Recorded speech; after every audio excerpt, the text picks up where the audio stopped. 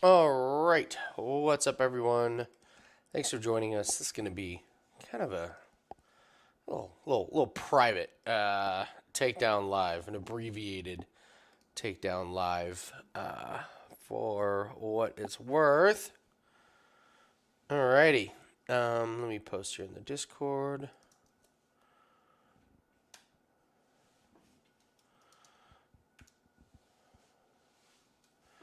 Yeah, so we're just gonna watch PFL and kind of have a pretty chill night. I do not expect maybe any live bets unless something wonky happens. So we'll get PFL going. I just got back with my dinner, and yeah, really, I'm kind of monitoring our two bets. Or, well, we have three pieces that we need to hit, so we'll be monitoring those tonight. One of them is Olmatov, and man, that line is so wacky. So wacky. So, hope you guys are having a good night.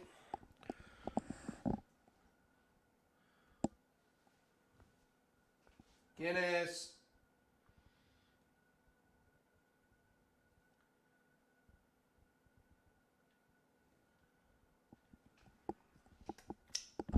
What's up, Craig?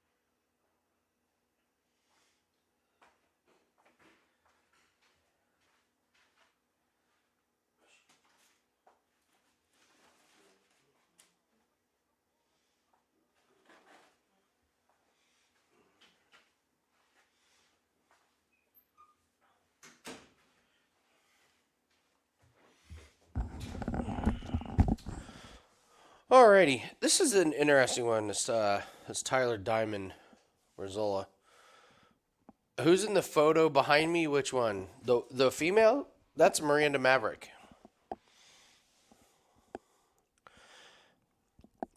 Before Miranda Maverick actually got to UFC, we did it. She did an interview with us. Me and Nathan interviewed her, and she sent a bunch of us some autograph shirts and such. But then she got big.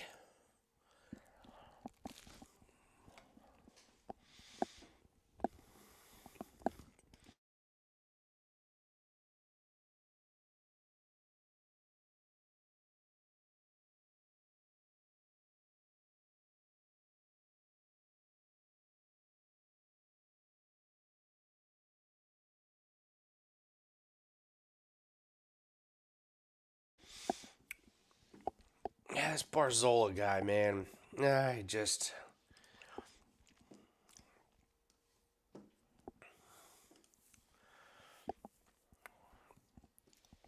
I'm not, I just I don't buy Bar. Of course, I I don't really buy Barzola, but I gotta tell you, I like Tyler Diamond's kind of been a little bit on the way up. I think he had a big break and then he came back, and I'm not betting on it, but I will have the live lines open. Let's put it that way.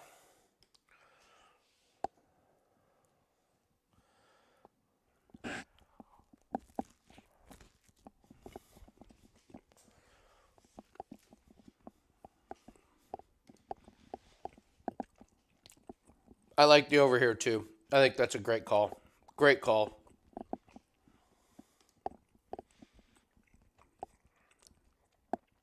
Damn, where's that avatar at? Where'd you take that picture? Is that your picture? Damn. Whew. Seriously, where is that? It's beautiful.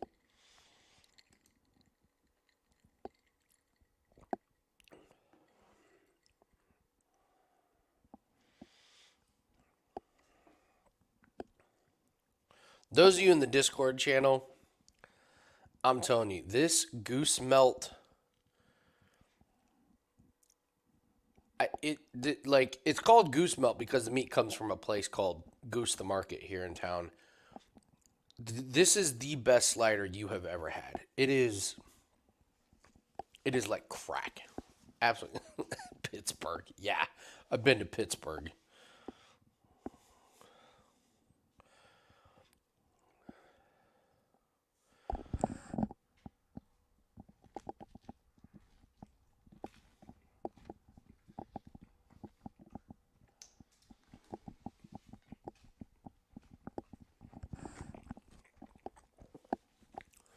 Sorry guys for being a slob and eating on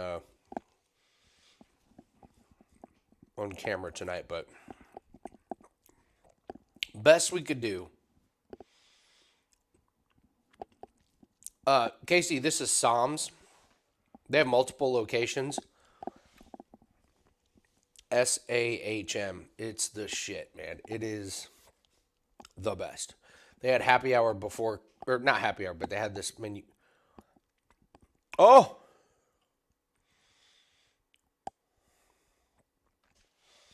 yeah. So they had this like abbreviated menu with like really inexpensive stuff, but like value was fantastic, but it's at odd hours.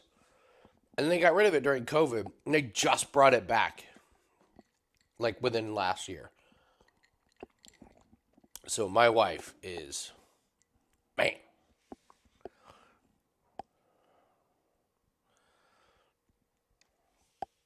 sliders are big. These sliders are big. It takes like 6, 7 bites. I'm starving. Barzola survived the big one, man.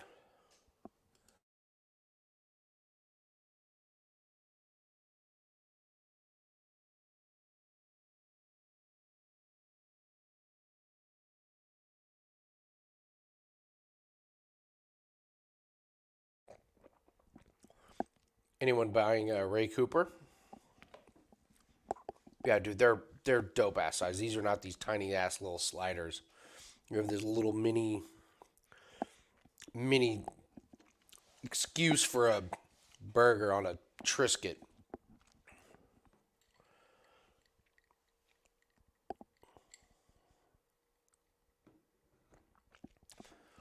I'm kind of interested in this Tyler Diamond comeback, or I don't know, comeback.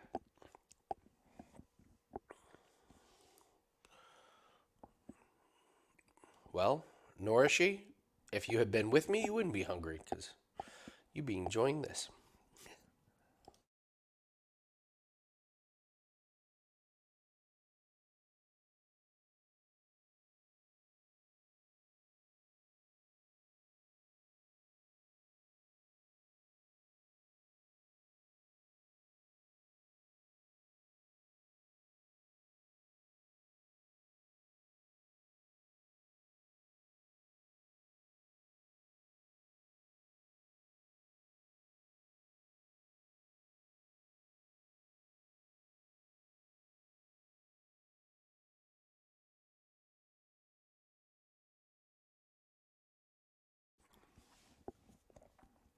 So that Renan Ferreira Ngannou and Cyborg Pacheco is pay per view.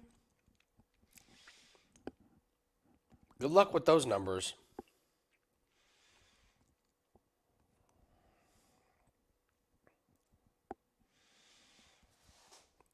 I mean, are you guys paying for it?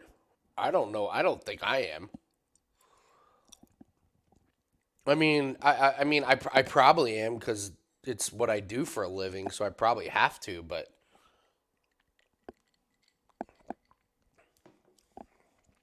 that's a Chris. That's what I'm saying. They just says pay per view. Yeah, I literally do this for a living. I can write it off on taxes, and I'm debating whether or not to get it. Like, It's not a good look.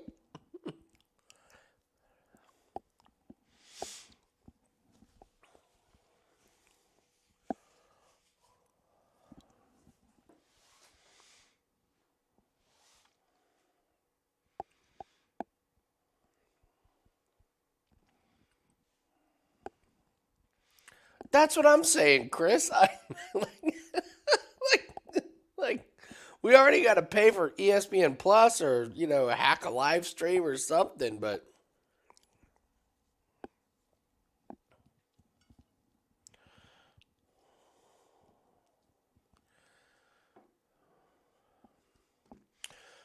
live lines on this one.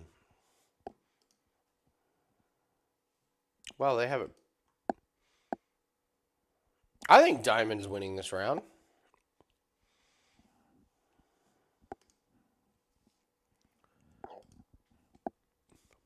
Oh, my draft tomorrow? My first fantasy draft. It's with my college buddies. It's not that serious. Like, we've been in it for like 24 years. So it's more about the partying and getting together and hanging out. I draft 11th, half point PPR.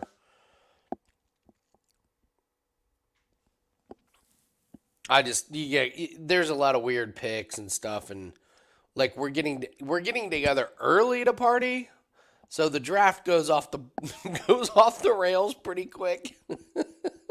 So I'm at 11th. Um, so there's no way to plan. It's one of these drafts where there's no way to plan for it. There's no way to plan. You can do all the mock drafts and people go off the rails and draft a bunch of weird stuff. So with this draft, it really is like I tend to do well in this league pretty much every year, mostly because of my picks in rounds like 5, 6, 7, 8. Because I know those kind of players that kind of some of the sleepers that slip through the cracks. My super competitive big money league, the draft is the Wednesday before the season starts. That's the big one, and I draft third.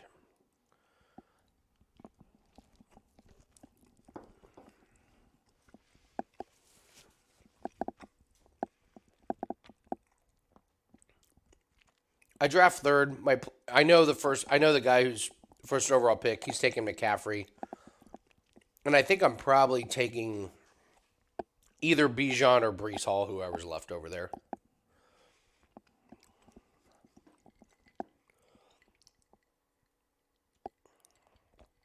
All right, Tyler Diamond here, working the wrestling.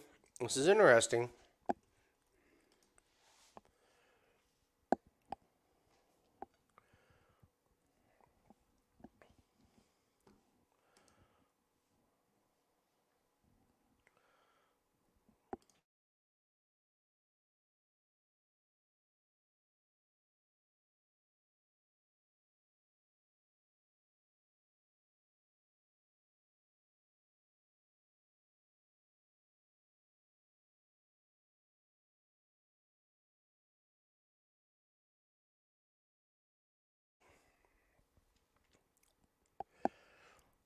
Mm. Not Hill or Lamb. Lamb still hasn't signed his contract yet. So of course my pick could change. Tyreek Hill. I wanted to look up something.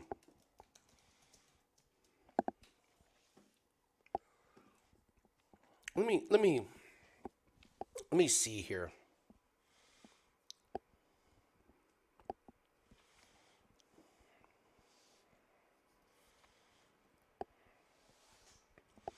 So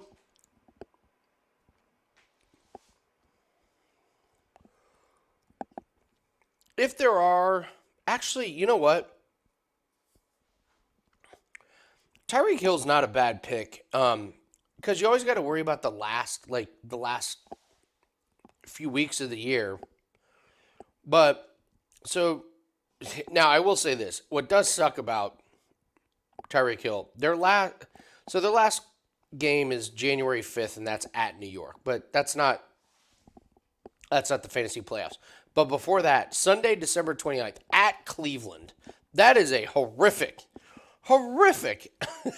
spot for the Miami Dolphins. Going to Cleveland in cold weather. But before that, I got to say, versus San Francisco, that's at home. At Houston on December 15th, that's in a dome. Versus the New York Jets, so December 8th, they're at home there. At Green Bay on the 28th, that could be tough. But then 17th and 24th of November versus Vegas versus New England. Tyreek Hill could be pretty good. That Miami Dolphins offense could be pretty good. You got to worry about Tua and bad weather, but I don't think they're going to get it at the end of the season. So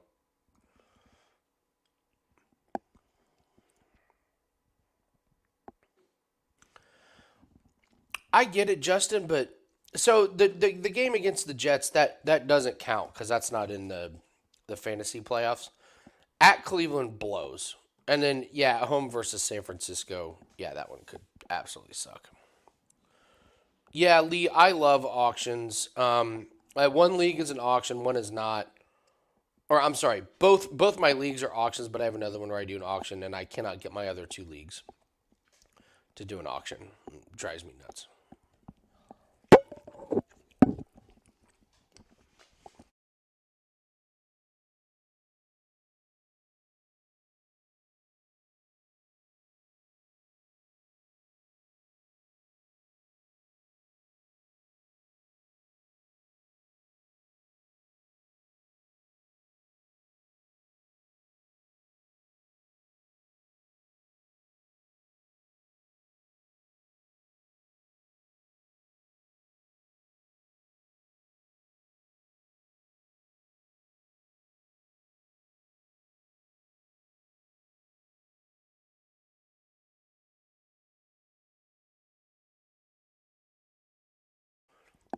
Damn, Tyler Diamond just survived an ass whooping.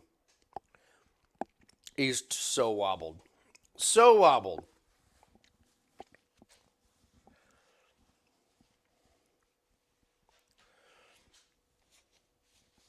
It's 1-1 now.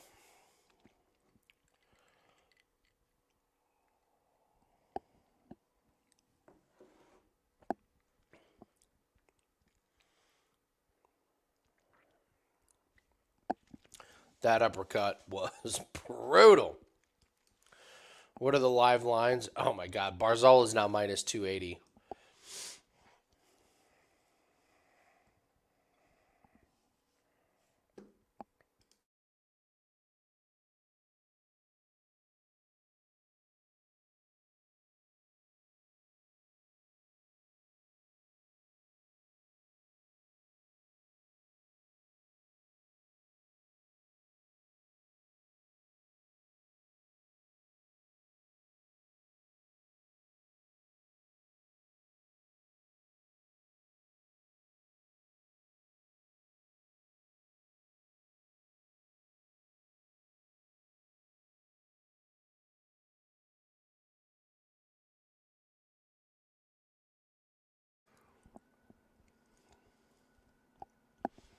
Agreed.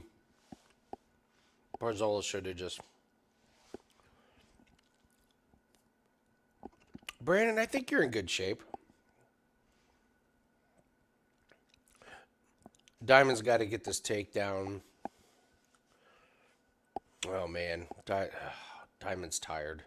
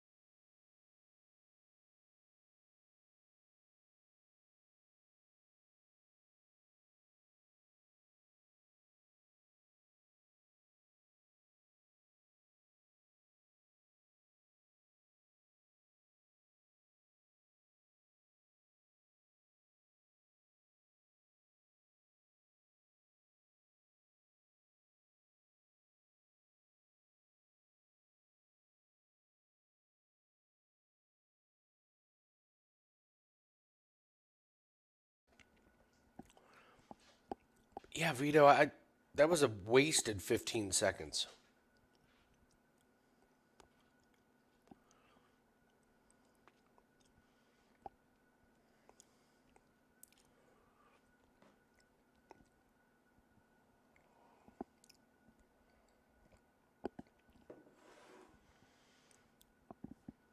Now, why would they not want?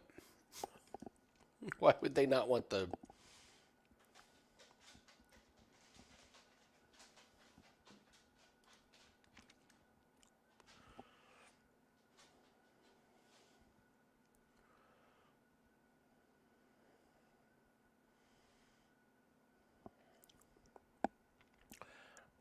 Cash that 2.5 over.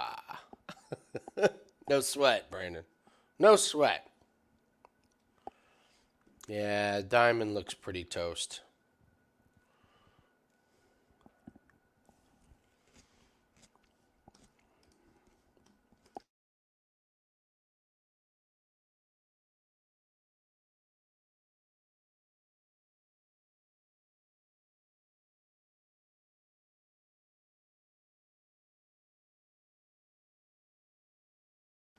Have any of you completed fantasy football drafts yet? I'm curious if there were any surprises, like with some of the draft positions and such.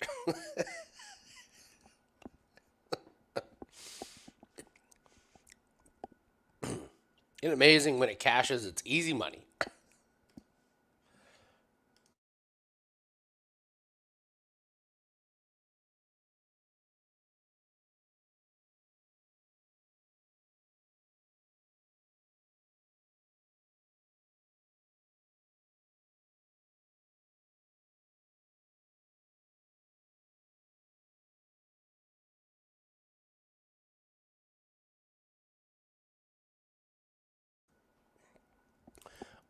All right, Justin, what'd you notice?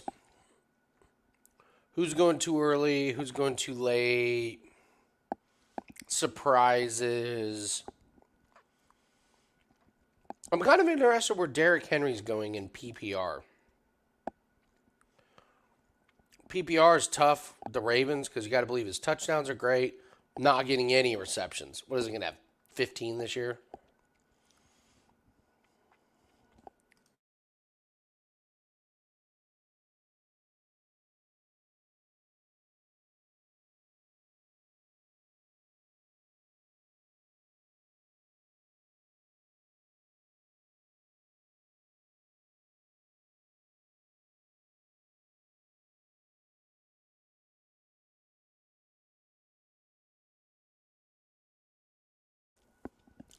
Derrick Henry was going mid second in a PPR league? Wow.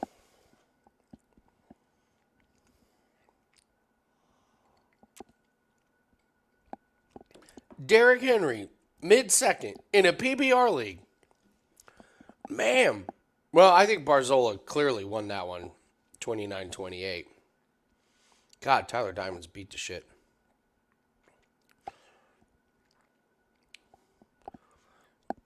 Man, one shot changed everything. Diamond was probably going to be up. He's probably going to be up 2-0. Well, catches the big one.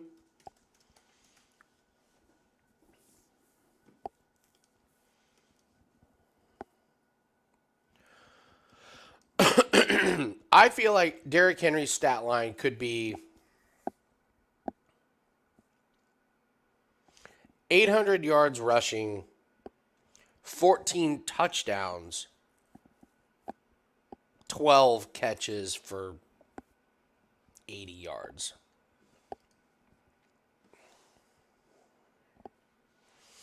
They're not going to use him that much in between the 20s. That's not really been their MO. I don't think.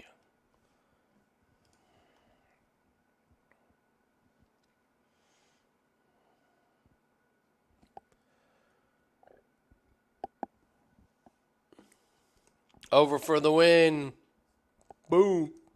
Boom.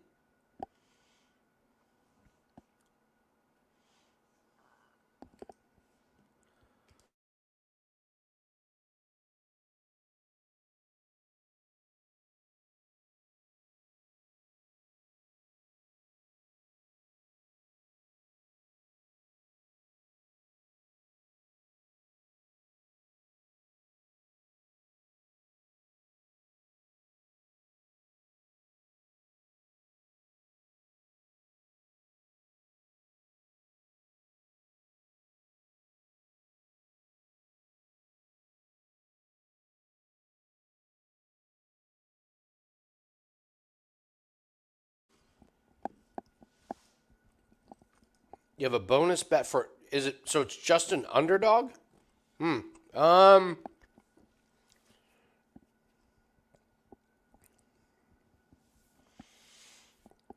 well, that one's tough.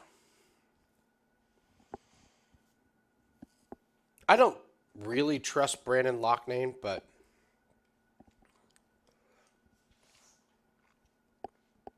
I don't trust Kai Kamaka as well.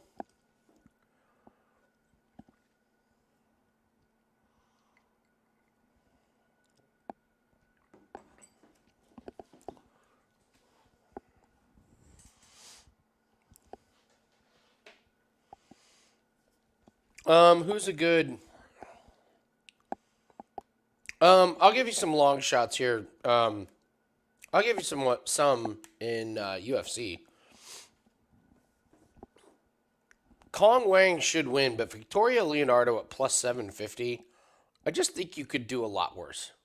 Kong Wang making her debut. Victoria Leonardo tested, had 4 UFC fights, 3 of them against killers.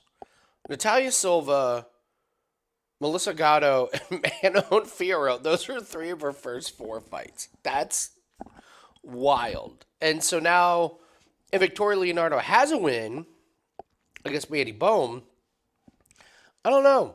I that one's intriguing. I think like Kong Wang should win, but minus 1200, hell no.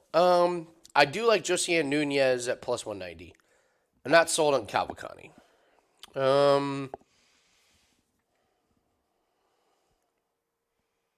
Gerald Mearshard's pretty damn good. All he's got to do is survive that first 5 minute. God, all he's got to do is survive that first 5 minutes.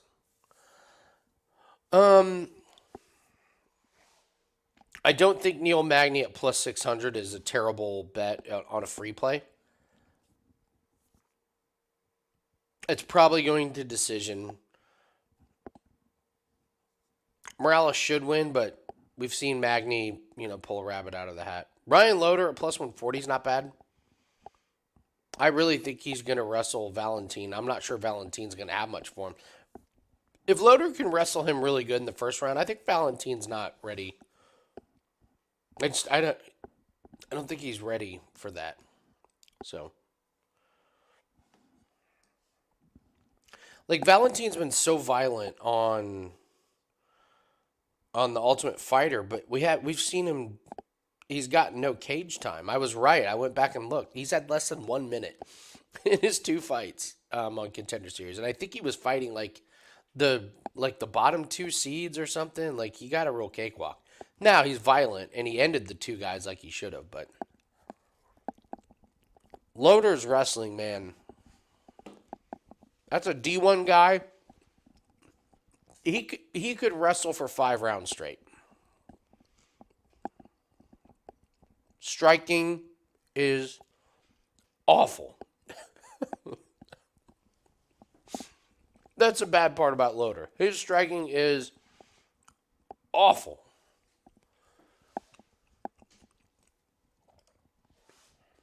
Oh, we want to look for a good over at plus money? Okay. What's a good over at plus money or an under at plus money? I don't see any good totals on that one.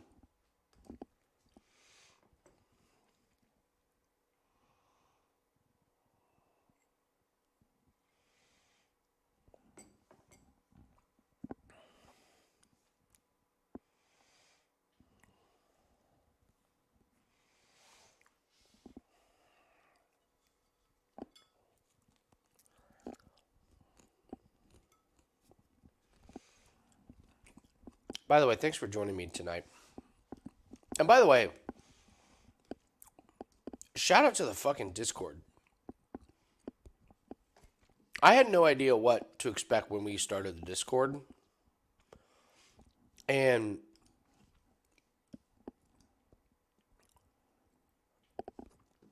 to say it's been great has been an understatement. We have our own cricket channel with two guys that that are killing it in live cricket plays.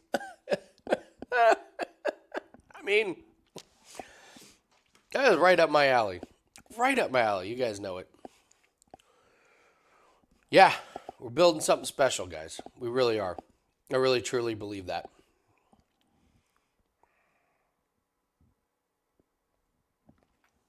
Well, I've only been a part of one Discord channel, and that was when Wager Talk tried to start a Discord, and it was a fucking nightmare. It was awful. I think it was just because it was just too many people trying to show off and trying to just do their, just do whatever, and it was just kind of gross. And this one's different. It's just got a much different feel. There's no shit talking. There's no negativity. It's all positive. So, and my pledge to you guys is if somebody comes in there and starts anything and is negative, I am quick to ban people. Absolutely quick to ban people.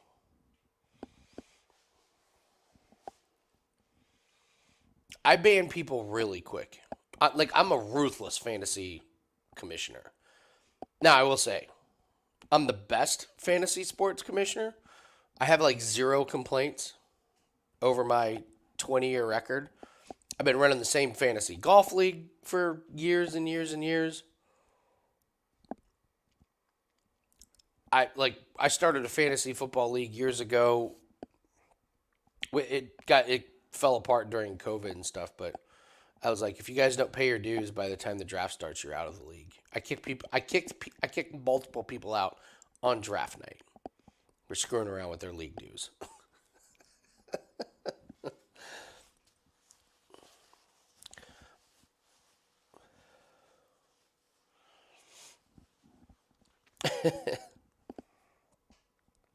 Well, honestly, like, why do you guys need to learn cricket? I I'm interested in learning some of the sports that I don't understand when I get good plays. But this is let's see, how do I put it? You don't have to know cricket if you have two guys in the Discord that are giving you really, really good explanations and winners. You can follow it, but you don't have to you don't have to learn it and totally completely understand it. You can have a like little bit of a basic knowledge, but if you got guys that are setting you up and winning you units, absorb that knowledge, absorb their picks. If you have a good month, ask them what their PayPal is and send them a little tip. So, oh my God, John Jr., you're here live. Welcome. Noah, I don't have patience for people that are disrespectful of my time and my friends' time and money. Like if you can't show someone respect as far as being respectful of other people's time and money, then I don't have any use for you. You can go about your business with somebody else. And I got to tell you, it's made my life and my businesses way more easier. Way more easier. Way easier. I can be very, very not can be. I am very generous with my time and my money, and I expect the same thing in return. If somebody doesn't reciprocate that, then I move on. And getting rid of the riffraff in my life has just been amazing. I highly recommend it.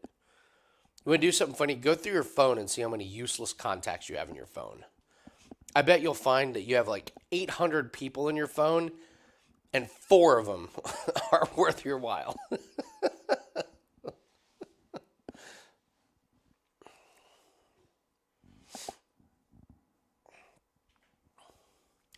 Well, Craig, ask him about that.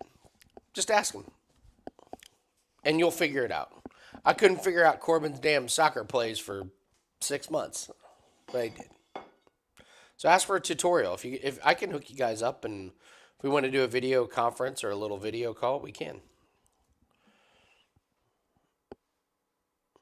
Dude, $5. That's what I'm saying. These sliders are the shit. These are the best.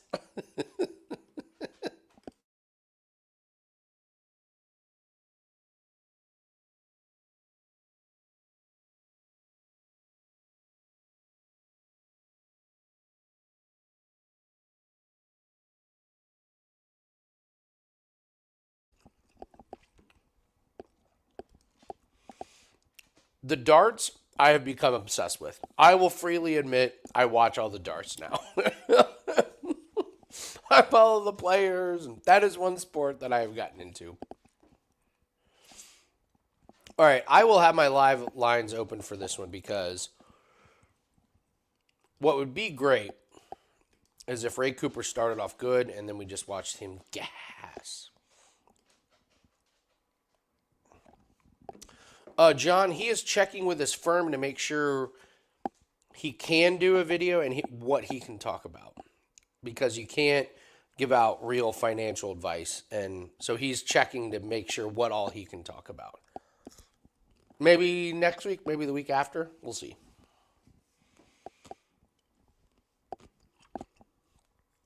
Yeah, they got audited by the SEC this year. So I guess when financial companies get audited by the SEC every like few years, that's just kind of part of the deal. And it's a big deal because you got to do 1,000,000 pages of paperwork. So that's what they've been dealing with this year. All right. Let's watch Cooper gas.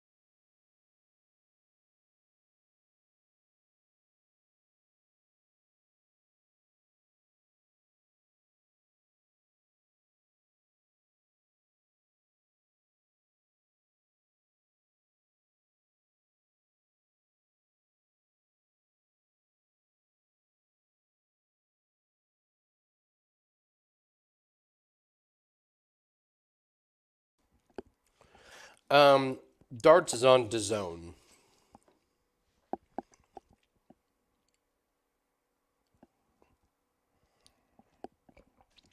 Yeah, Craig, it's just standard stuff. Like they have all their ducks in a row.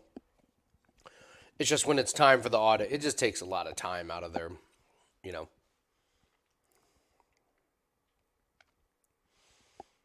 It's part of doing business, but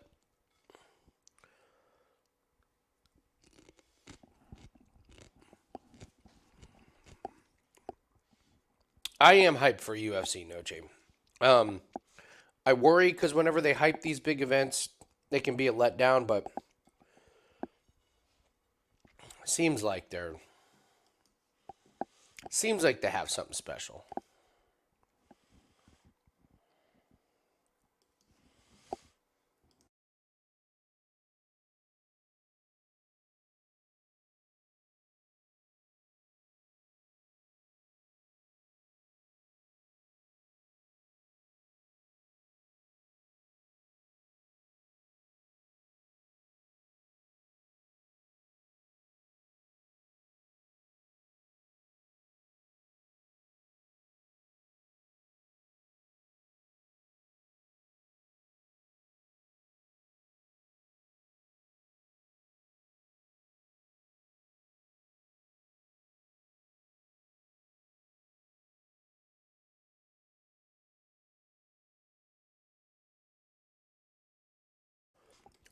Let's fuck. We missed the live line. Damn it.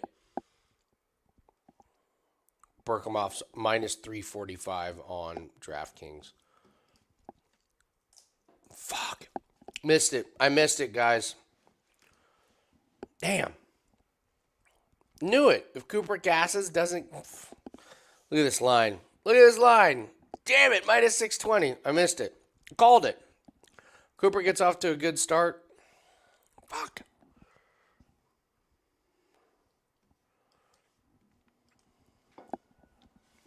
God damn it. I had the recipe, but the lines were ahead of us. Really not much we could do, but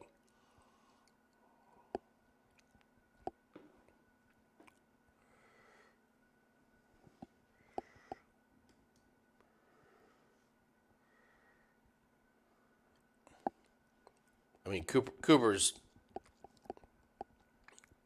not getting more energy.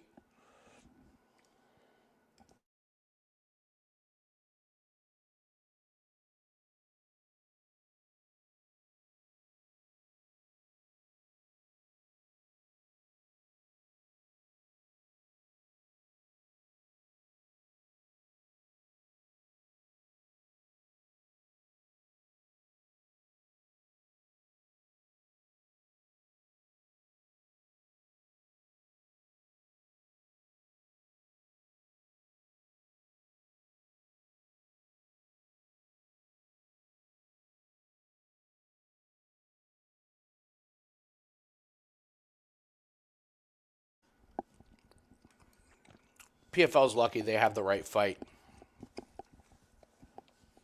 Like Tyler Diamond, you can get him. Um, Ray Cooper's in deep shit. He's probably done. He's the, he just doesn't have the cardio.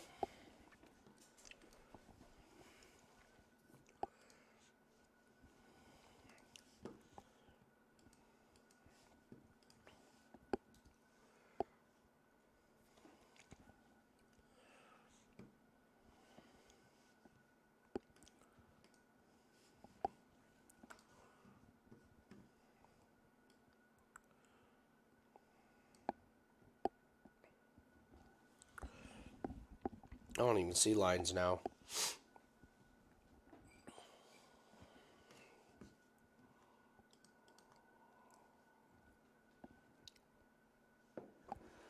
Does someone get knocked out here quick? Are they that far ahead of us? I see no live lines.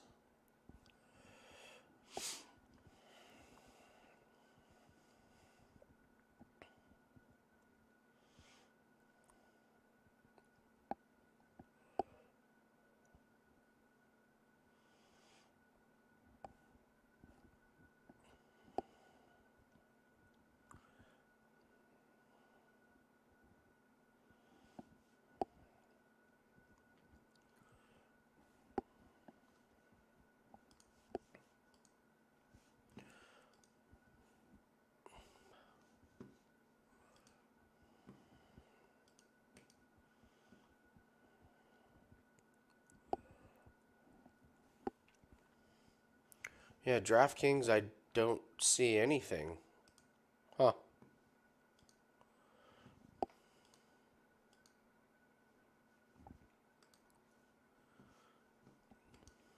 Go over to BetMGM. There it is.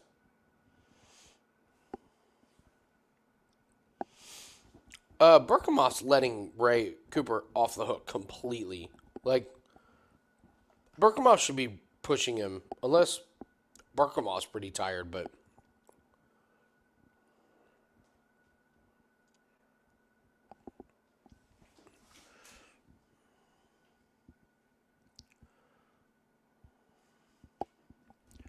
I'm turning off the light.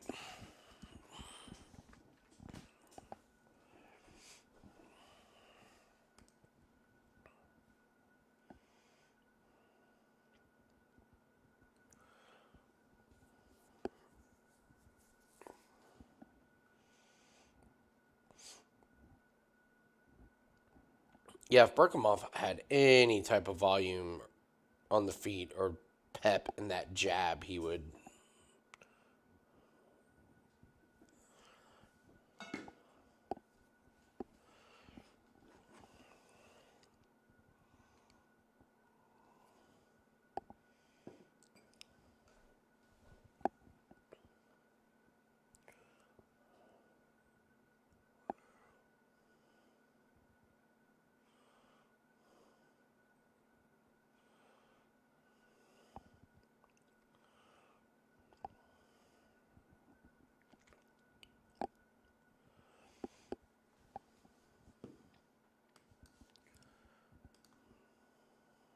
What a terrible round.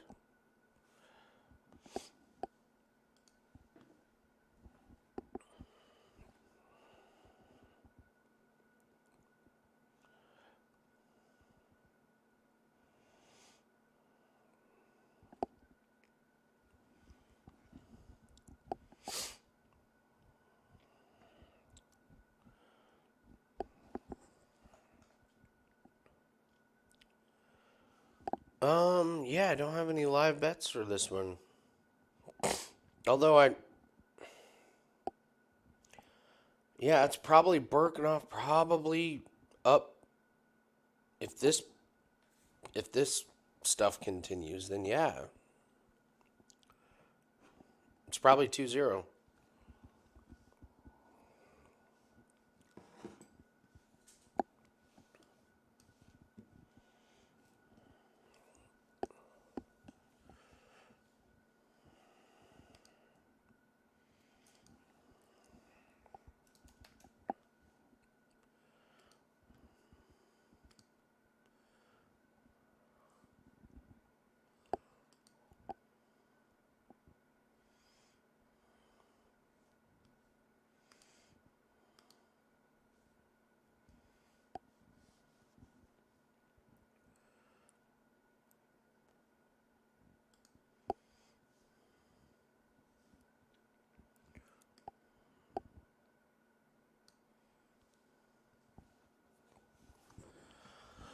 Oh, what a typical Birkenhoff fight.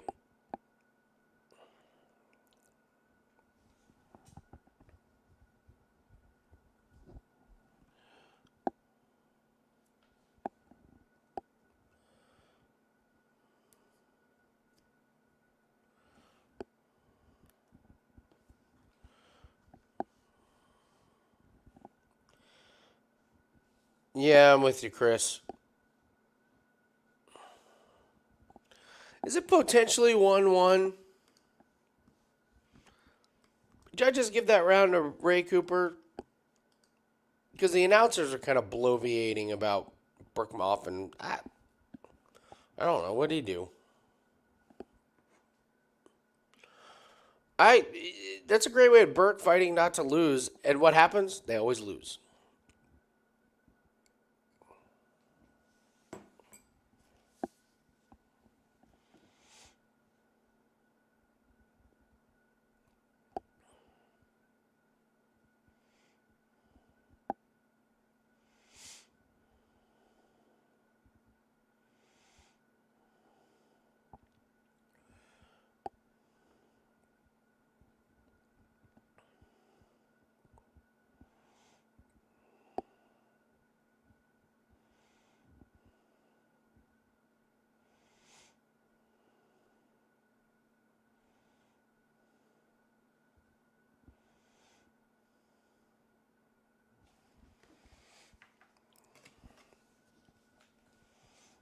Yeah, I can't say I'm passionate about a prediction on this one. It's a stay away. Like I said, like the PFL regular season is just so much better to bet on.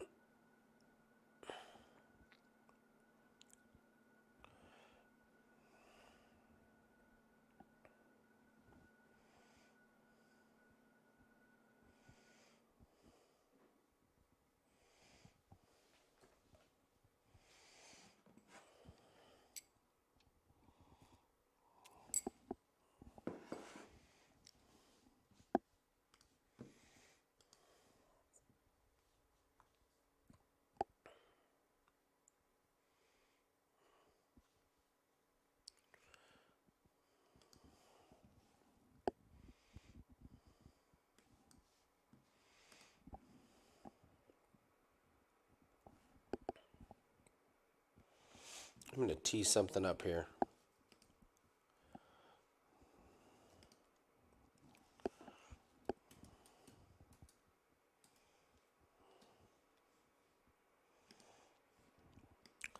Let's pull up. Let's do a fantasy football mock draft right after this fight. You guys, you guys want to jump in?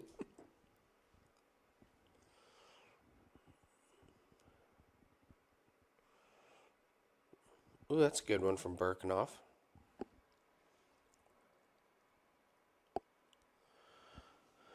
Yeah, isn't he reffing? I wish they could get more professional athletes into reffing, like retired professional athletes. They'd be so good at it. A lot of them would be so good at it. I know Haywood Workman, who played for the Pacers for a long time. Yeah, he got into reffing. He's good at it.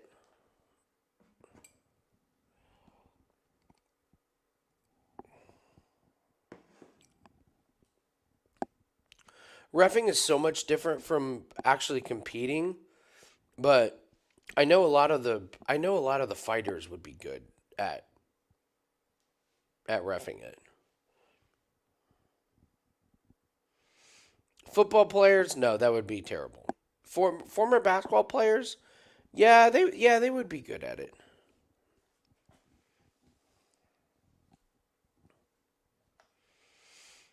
Baseball, no chance. Hockey, yeah, yes, yes, hockey. That would be great if you could get some of those guys.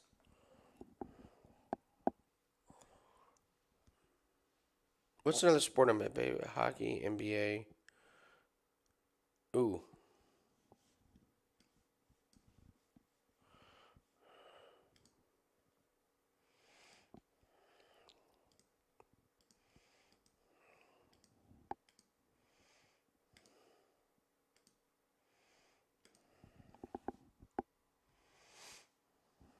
but make them ref a sport they never played. I listen. My best sport that I refed was basketball. My second was girls lacrosse. I never played those. I ref soccer. That was a sport that I played the most. Refing is so different from refing at a higher level is so much different than playing. It really is.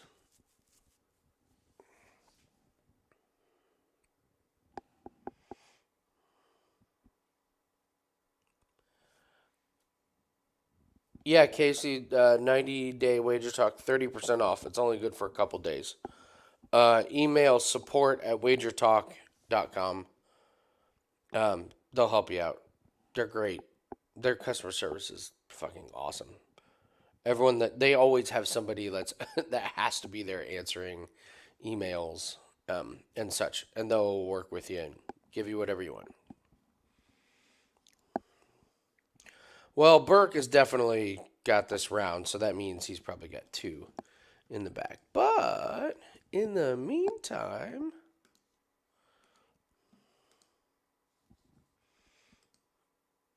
let's do.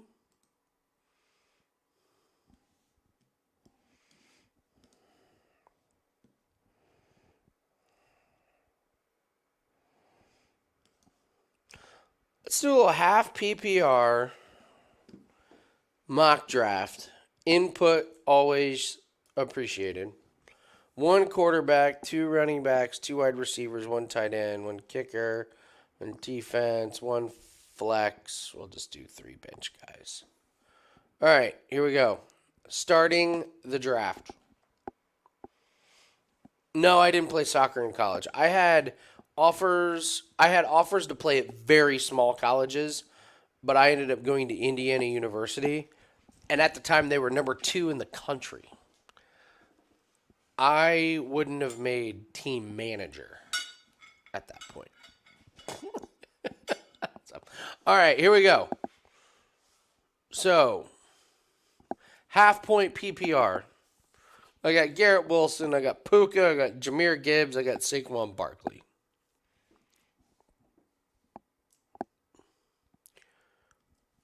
I mean, I think we're starting with a.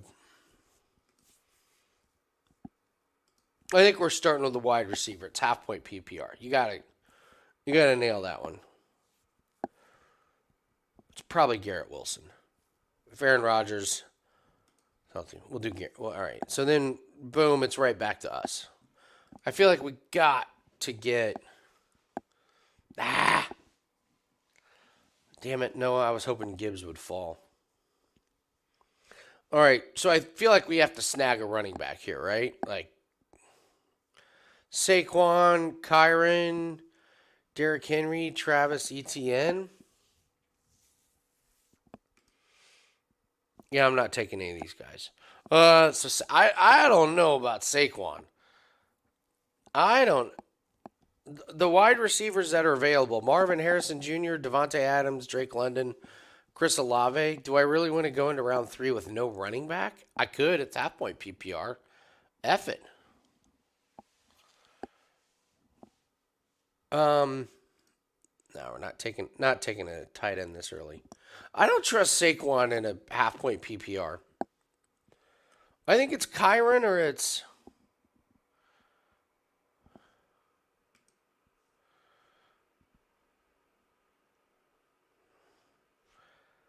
Let's go Kyron. I like that Rams offense. All right. So now it's just a ton of picks in a row. All right. So we got our RB1 and we got our wide receiver 1. Great. All right. So we got Mixon, Walker, Kamara, Montgomery. None of those guys are. Nico Collins. I like Nico Collins. I like Cooper Kupp. Jalen Waddle. Okay, so we got some depth at wide receiver, I feel like.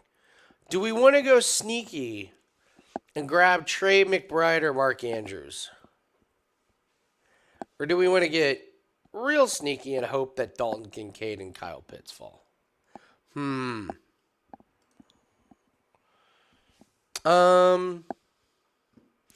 we want Nico Collins? I think Collins. I think he's going to be awesome. Waddle. Yeah, Collins or Waddle now. All right, let's take Nico Collins because my Colts secondary is horrific, and Nico Collins is going to torch him. Absolutely torch him. Okay, so we got Andrews and McBride, so we can grab a tight end now if we want and piece together the rest of them. The hole in our strategy is the running backs. But it's half price PPR. I feel like we can figure that out. So we got Garrett Wilson, Nico Collins, and Kyron Williams. That's pretty good. 1, 2, 3. Let's grab a tight end. Are we going Andrews or McBride? Kind of hard to go wrong with either one, right? Yeah, no, I agree. All right, let's go McBride. Corbin loves Trey McBride, so let's go Trey McBride. Now's when it gets fun. All right, T. Higgins, Pickens, Tank Dell. Oh, wow. Rashee Rice is sitting there? Rashee Rice? If he doesn't get suspended?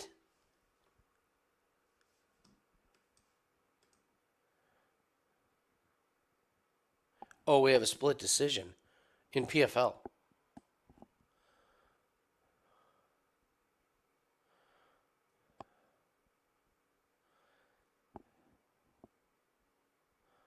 Okay, work them off. All right, so let's see what running backs here. We got Zamir White, Raheem Mostert, Tony Pollard, Javonte Williams. Not bad. Not bad. Pretty good. And we got a big hole here, RB, but I mean, are you telling me I can get Rashee Rice, the number 1 for the Chiefs? Can we? I mean, Williams, Mostert. You're right. Mostert's probably going to score a lot. Zamir White. We're all just kind of we're not taking the running back on the Raiders, right? All right. Raheem Mostert has the same bye week as Kyron Williams. That sucks. Actually, I kind of like when all the players are on the same bye week. That way you just get it all out of the way. All right. All right. Raheem Mostert it is. All right. So we got our RB1, 2. And we still get Rashee Rice. I'm not passing up. I'm not passing up Rashee Rice. I'm not passing him up. I'm not passing up the guy that looks like is not going to be suspended. Damn, this team's looking good. We have to take a quick little look at quarterback. Jordan Love, James Daniels, Brock Purdy, Caleb Williams. Wow, a lot of quarterbacks are off the board. I like our team, though. I'd be happy with Love, Daniels, Purdy, Caleb Williams. Yeah, fine with that. We're probably looking at depth here. Spear, Eckler, wide receiver, Christian Kirk. I like Christian Kirk. Keenan Allen. No, I'm out on Keenan Allen. Deontay Johnson. No way in Carolina. No way. I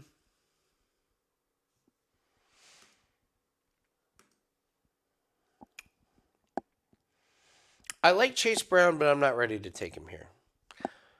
Is Gus Edwards a ridiculous pick? Who's going to carry the ball for the Chargers?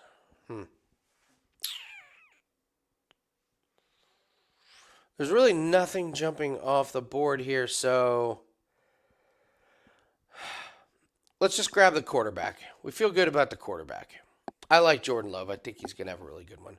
I'm with you about Chase Brown, and I don't want to let him leave my sights here. So we'll grab Chase Brown. It gives us a nice little depth at running back. I know, Justin Edwards and Dobbins. Come on. What are you guys doing? DeAndre Hopkins, I love Christian Watson. If you guys saw my breakdown on Bet On It, I took Christian Watson over 5.5 touchdown passes this year. I'm in on Christian Watson. I think he's got the hamstring thing figured out. All right. We need a defense, a kicker, and a bench. Or even, yeah, we're taking the GOAT, Justin Tucker, for sure.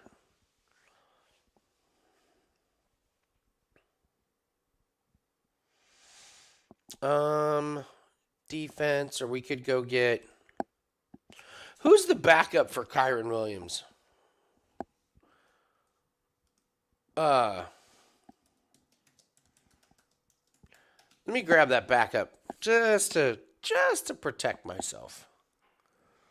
Oh, Blake Corum. That's right. Search players. He's got good decorum. Corum. Did he already get drafted? Somebody fucking drafted him. Oh, somebody drafted my damn backup. Prick. Yeah, somebody already. So, mental note there. If you're going to draft Kyren Williams, you want to grab Blake Corum, don't wait like I did. See, we're always learning. I'm just going to take a stud defense. Buffalo Bills. And at the end, wow, Jared Goff fell. All right. Miller, Bucky, Irving. Who the hell is that? Who are all these people? Lavin Conkey. Let's take Cortland Sutton, number 1 wide receiver. In case Bo Nix is awesome. All right, let's take a look at this. Get your free analysis. Let's see what the analysis is. Oh. It won't give it to me. I feel like that was a good one. All right. I feel like that was a good one. So Jordan Love, Kyren Williams, the wide receivers were just, if you can leave your draft with the wide receivers that I did, Garrett Wilson, Rashee Rice, Trey McBride, wow.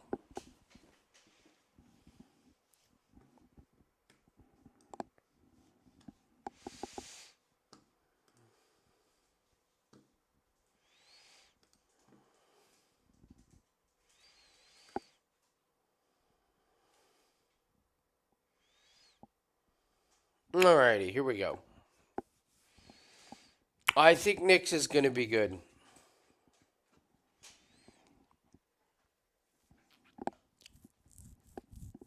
Well, that's the thing about Rashee Rice is he was in trouble and they're like, he's going to be suspended. And it's like, no, he's not going to be suspended. So now you're getting Rashee Rice like the 5th or 6th round. He's Patrick Mahomes' number 1 wide receiver.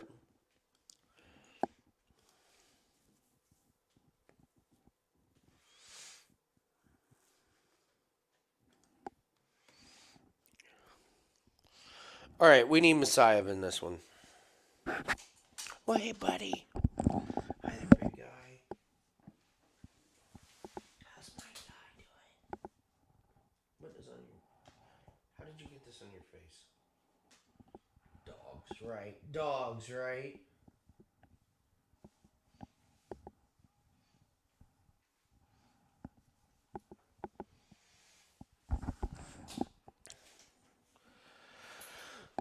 All right, Messiah. We know you were on steroids. Let's see if you dip back into them a little bit there.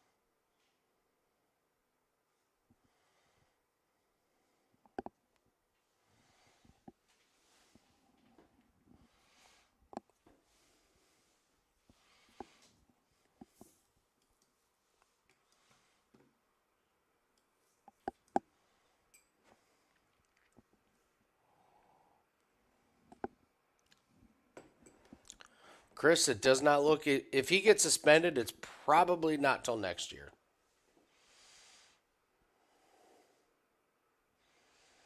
Messiah, your ass is still on the juice. Look at those veins. Give me a break.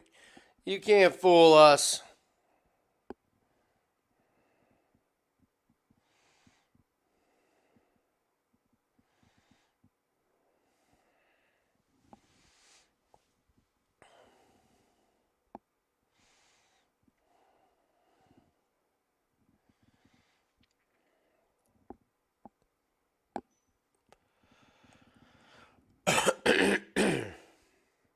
Okay.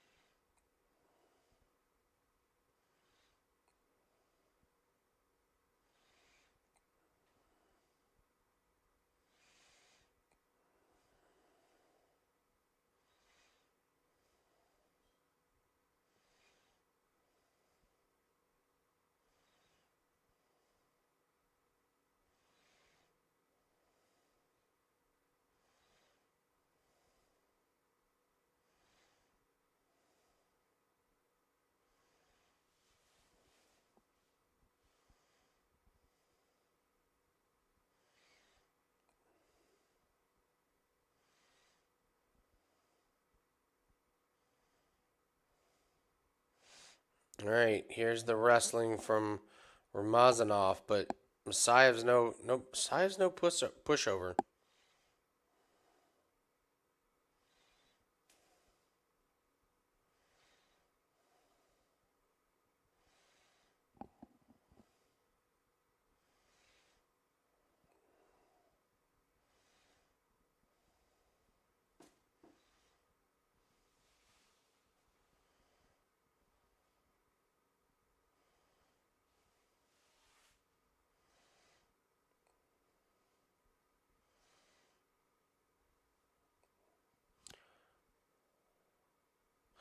Wow, Ramazanov is working so hard for this.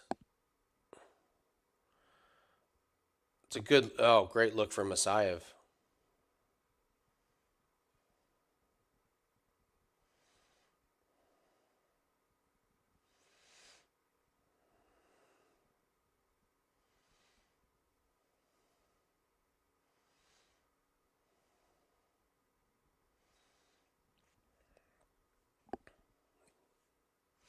That had to be a really frustrating sequence for Ramazanov. Like, scored 0 points for that one. In fact, look like, oh man, not looking good for Ramazanov in terms of getting to the inside and getting to the hips of Messiah.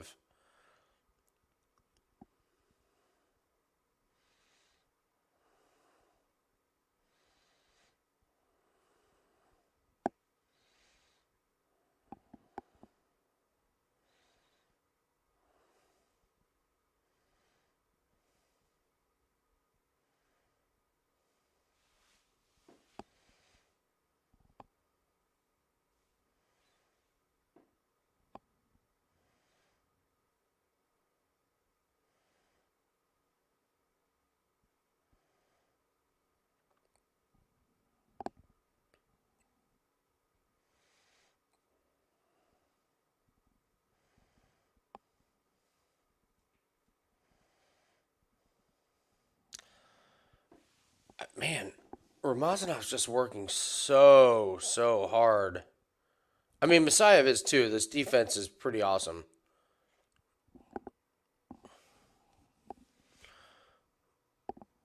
Yeah, Chris, that's the thing. Like he does have heavy hands, and this style doesn't work in PFL. Like if you go for a takedown and you don't get it, it's way worse than in UFC. Like what this stuff for Ramazanov is just not working for the judges.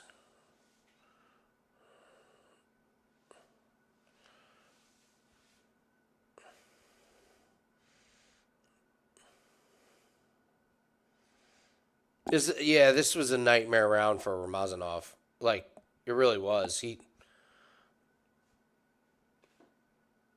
I mean, that was stupid from Messiah, but he won the strike. Yeah, he's winning the striking. He's winning the clinch. Has Ramazanov landed a strike? Oh, he's landed one strike. Yeah, that's not gonna. That's just not gonna get it done. Oh, I think Ramazanov's in deep shit. That was a nightmare round for Ramazanov. Worst case scenario. The only thing worse is if he would have gotten finished, but he's exhausted. Didn't get like what? Did he get one takedown? Barely. Ugh. Great round for Messiah. I'm gonna refresh my beverage.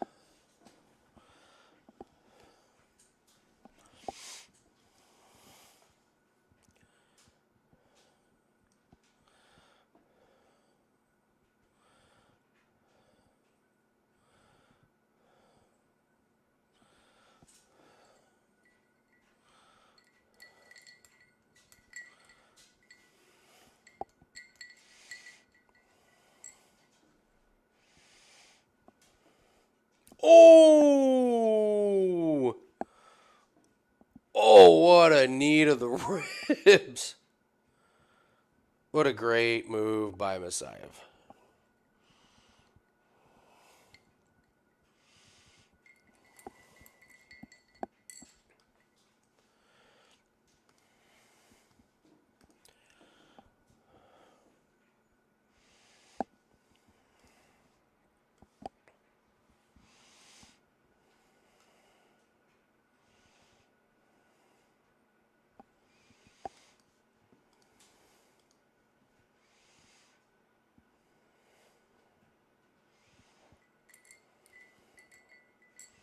Come on, Messiah.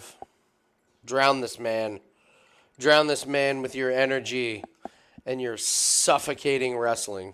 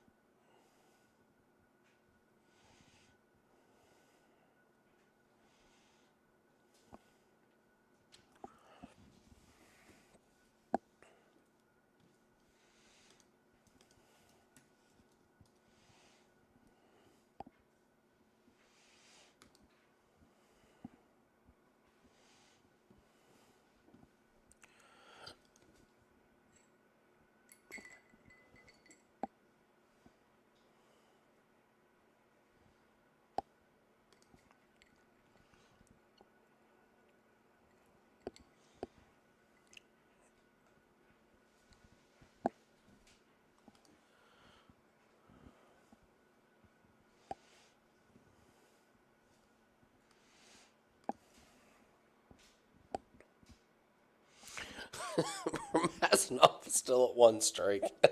Yeah, not great. Not great.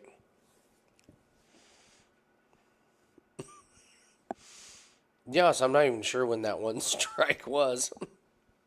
Oh, or Mazinov's.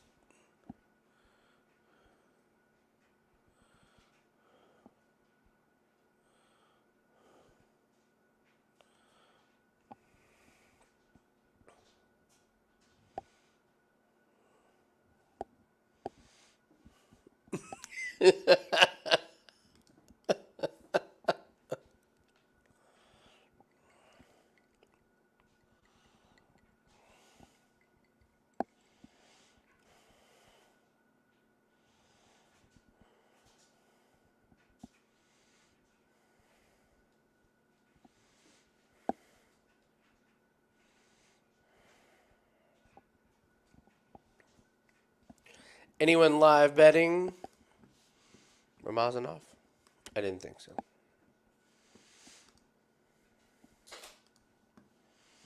Do they have team totals up yet in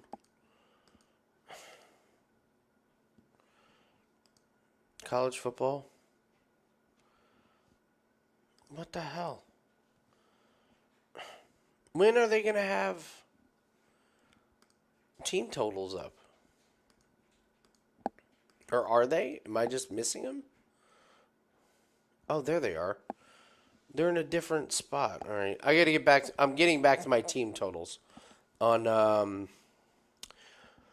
college football. They were nothing short of spectacular last year.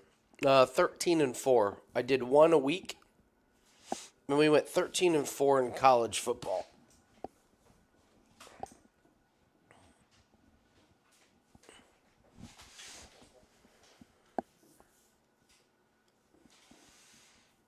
I don't know if I like any tomorrow.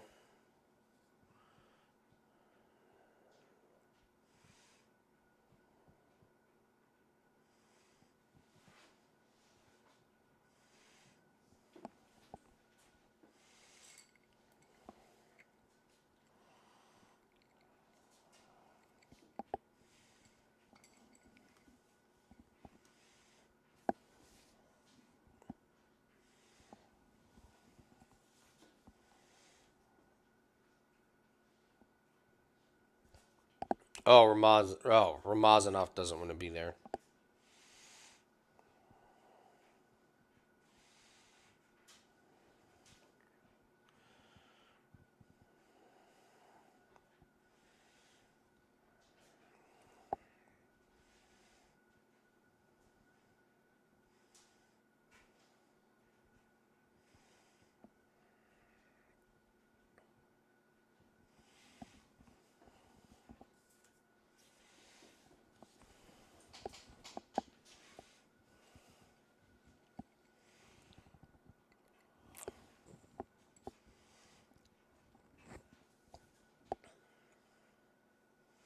Great call. Great call, Craig.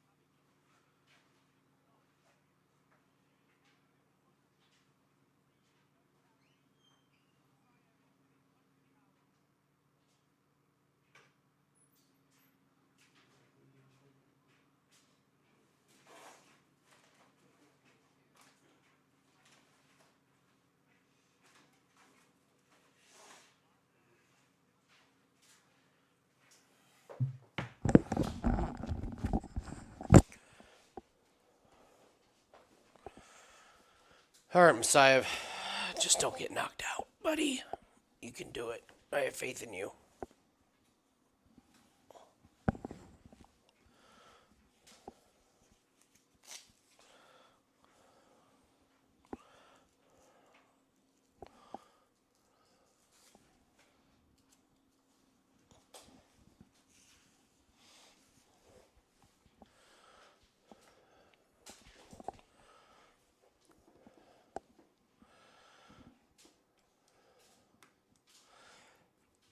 It's pretty bad, Austin. I'm with you.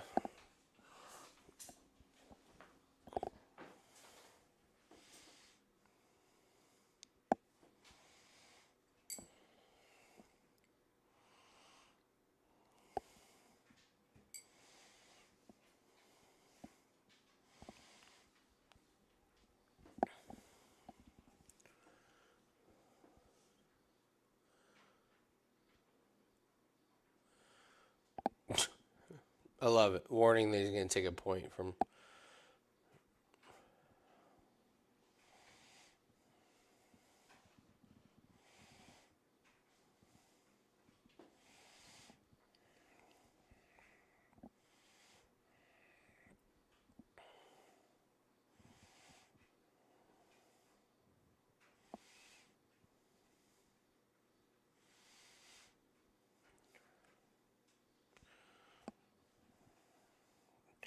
Good performance from Messiah.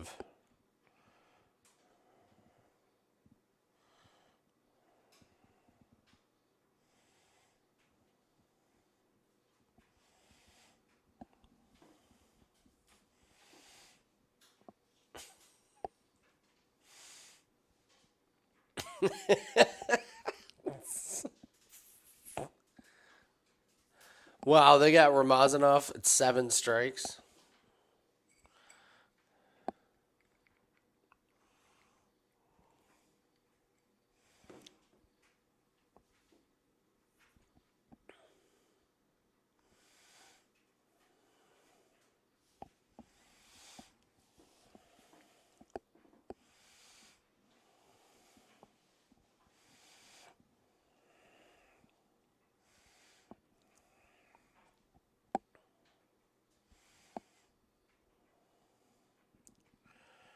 So far, so good.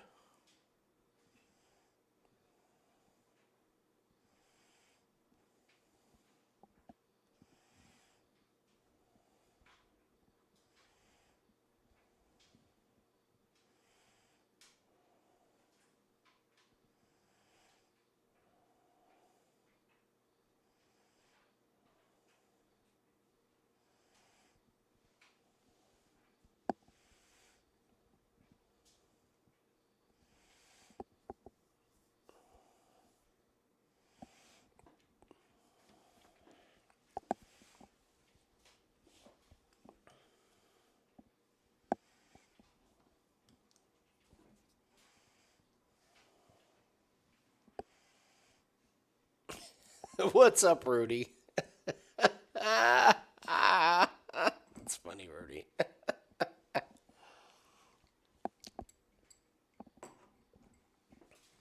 My man Rudy coming in hot. Got to give it to him. A lot of UFC winners.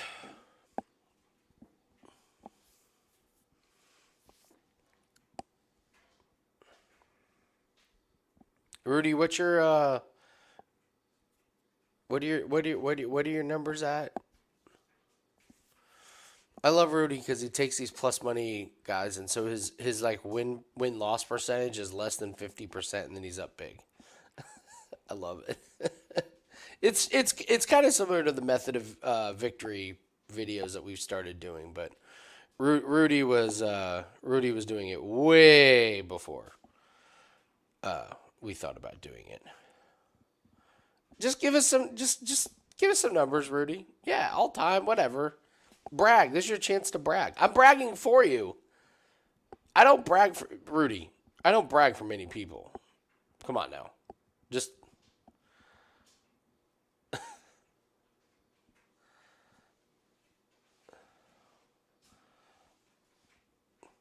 like there's not many people that win consistently in this world.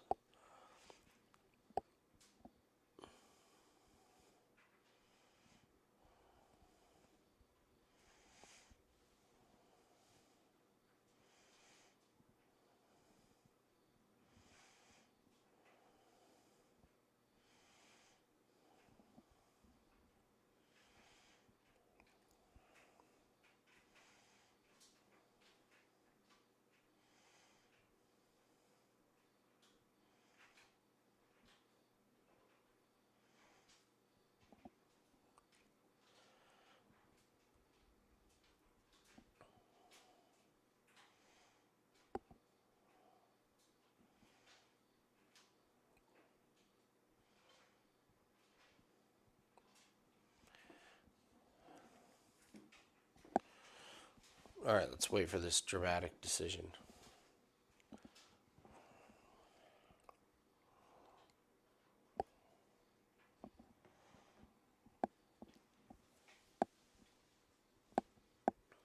I would say my favorite underdog is Josiane Nunez.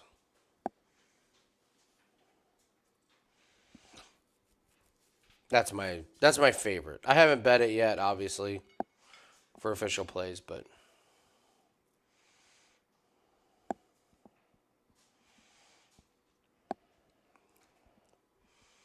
there's going to be some dogs that win though.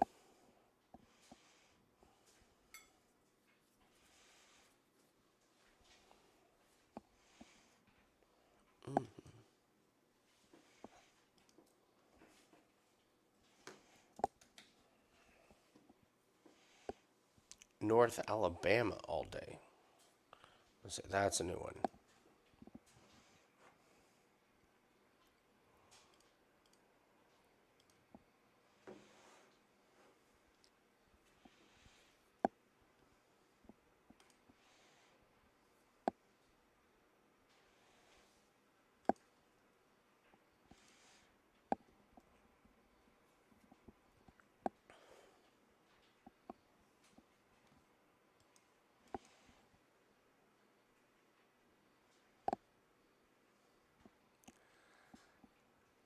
Who gave a round to Ramazanov? Who? Who? Who gave a round to Ramazanov? I mean, seriously. Seriously. That is ludicrous. Absolutely ludicrous. Rudy, are you not going to post your stats?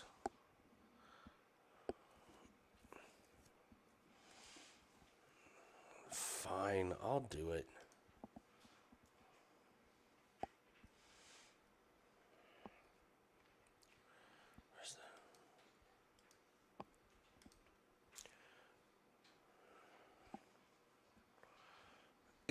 He had seven. He had 7 strikes.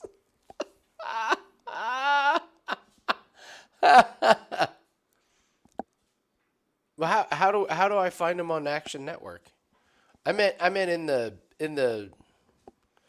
chat. I don't see him.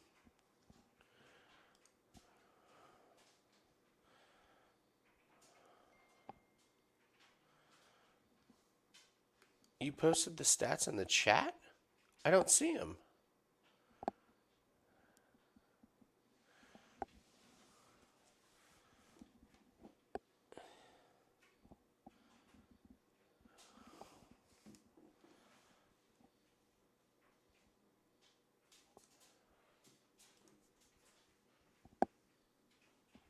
Come on, Kizriev.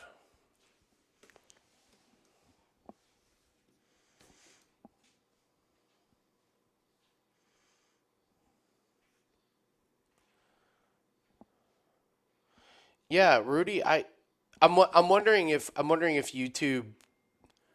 I'm here. Let me do it because I'm wondering if YouTube isn't letting for some weird reason. Here, I'll post it because they're because they're awesome.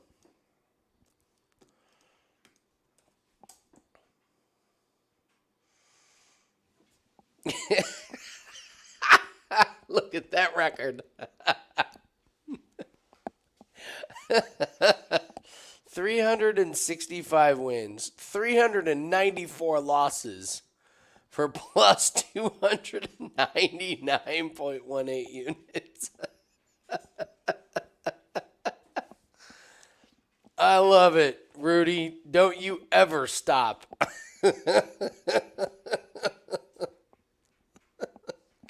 Don't you ever stop what you're doing. It's fantastic.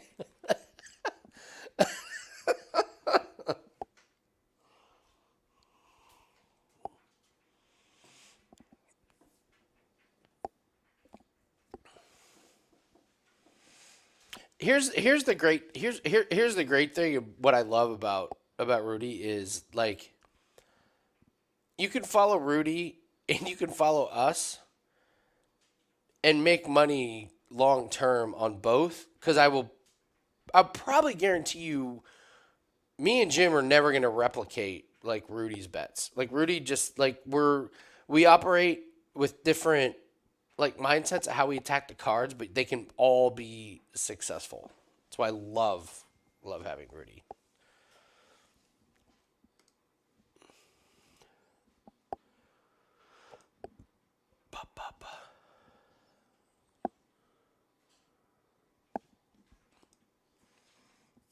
Yeah, you deserve it, Rudy. I like that's long term.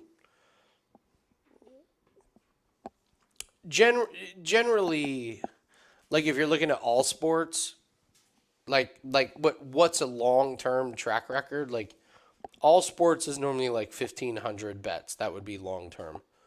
If you're a little bit higher volume, you would say 3,000. Um, but just one sport, I mean, that's 400. Oh, I mean, that's basically 850. Yeah, that's good enough for a long term.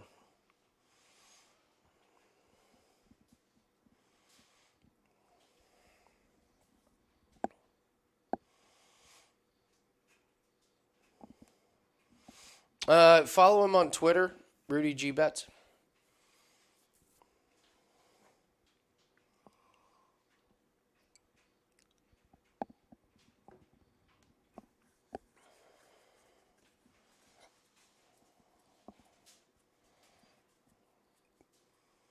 And Rudy said something that is completely right up my alley, which is I'm taking. Listen to him. This is why Rudy and I get along great. I am taking tomorrow off for UFC. Nothing I'm overly in love with. That is music to my ears. That, can you imagine taking a night off because there's nothing you overly love? What do we always say? The best way to make money is to not lose it. Rudy has no problem taking off a night. Why? Because sometimes the value isn't there. That's how someone like him ends up almost 300 units lifetime. My man.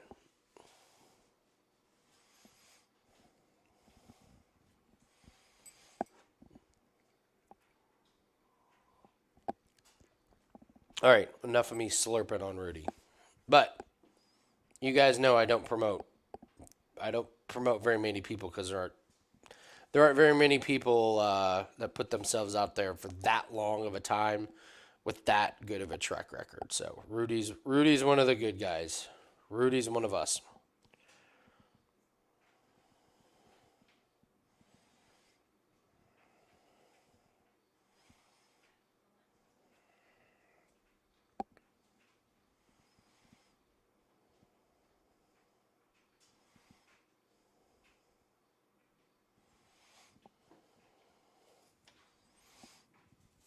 No, he doesn't. No, stop, Rudy. I'm pushing back. I'm pushing back.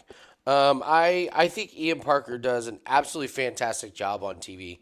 Um, he in PFL he is perfect for the PFL show and the PFL model. His bets all do pretty well. He explains them very easily. Um, I think Ian Parker's perfect for PFL. Yep, it's PFL, Rudy. Like, yes, it's PFL. You basically with PFL you pick which favorites you love and you bet them, and then you pick which favorites you kind of like and you don't bet them. That's how PFL works. There are a lot of people, and I follow them on Twitter that love betting underdogs that try and pull it. They do well in UFC and then they try and do the same thing in PFL and it doesn't translate because the underdogs don't win a whole lot. Oh well, that's what I'm saying, Rudy. Like Ian Parker is perfect for PFL. Like PFL better keep Ian Parker like forever. He just fits there great.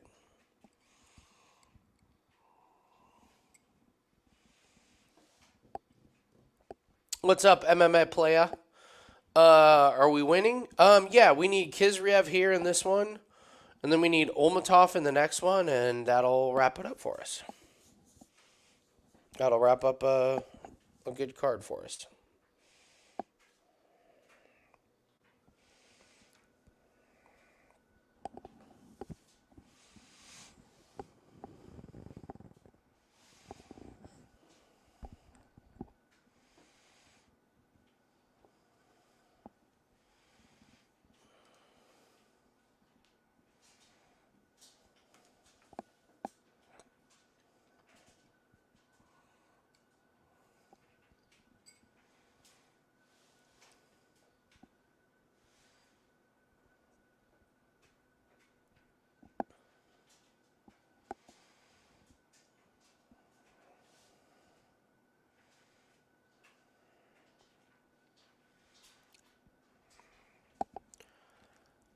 I think the Braga train comes to an end here.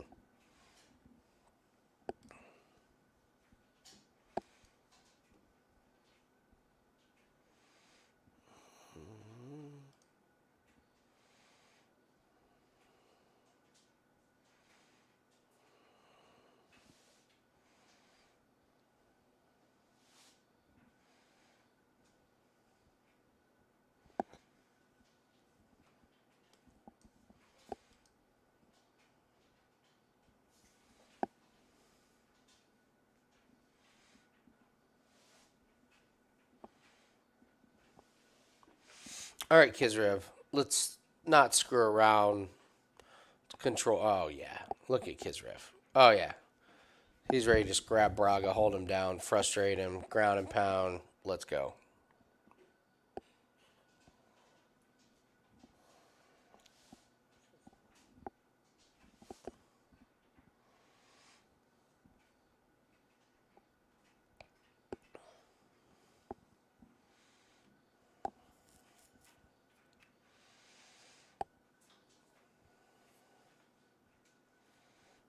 I still can't believe Braga was in the finals last season. It's nuts.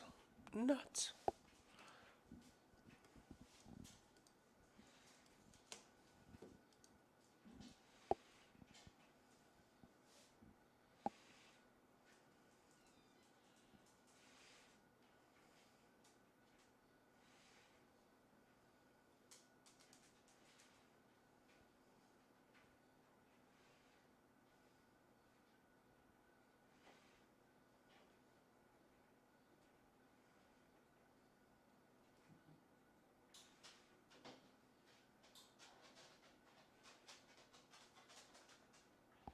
All right, here we go.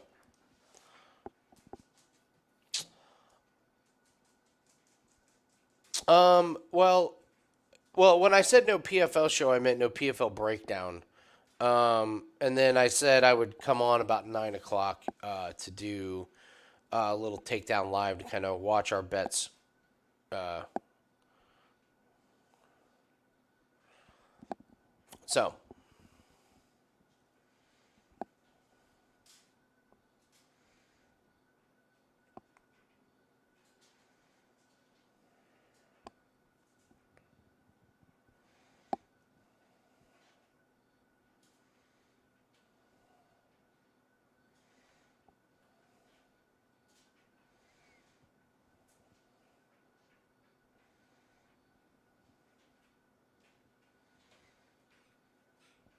but tomorrow there is no takedown live tomorrow for UFC.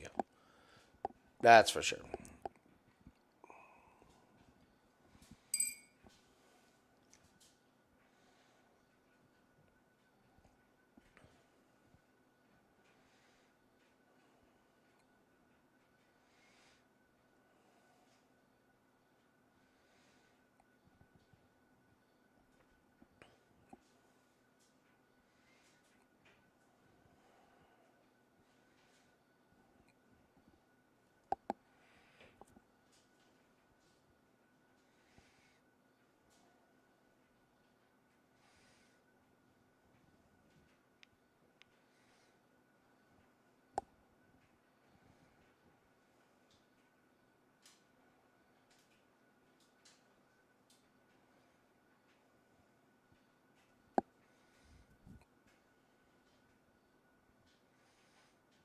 Man, good front kick.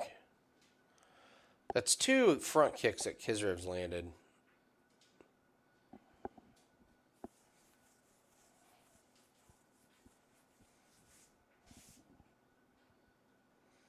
All right, enough bashing the other guys.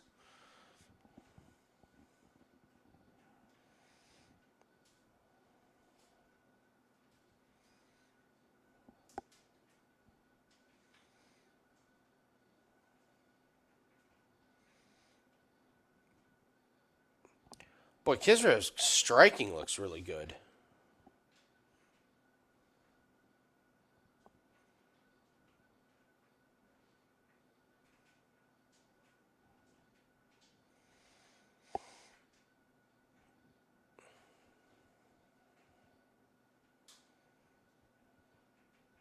Oh, great body shot by Kizrev. His striking is on point so far.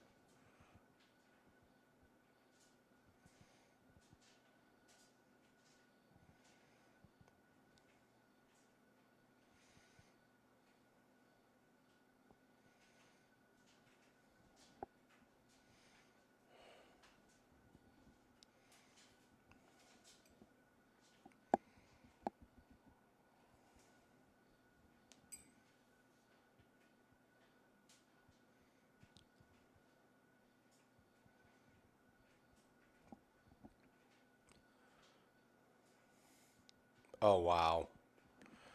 God damn, Kizrev's good. My God.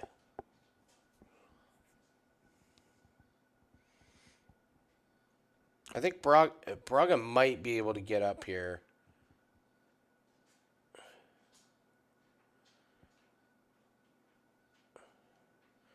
He's up, but Kizrev lands a good knee and is still up against him. And I mean, Kizrev's winning the striking.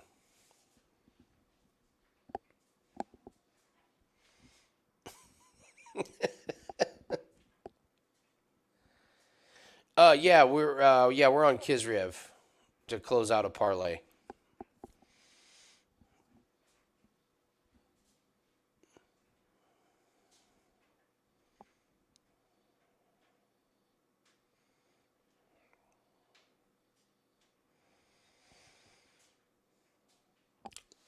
Like Braga, good fighter, but just not 100% sold. And Kizrev's just the real deal.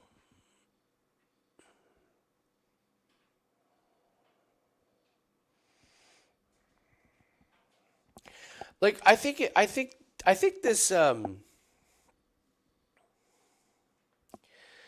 it's starting to get kind of interesting about like you know years ago, if you would have been like, we're the best fighters in the world, it'd be like, well, 98% of them are in UFC. Numbers starting to dwindle a little bit. Like Kizrev would be a nightmare in that division in UFC.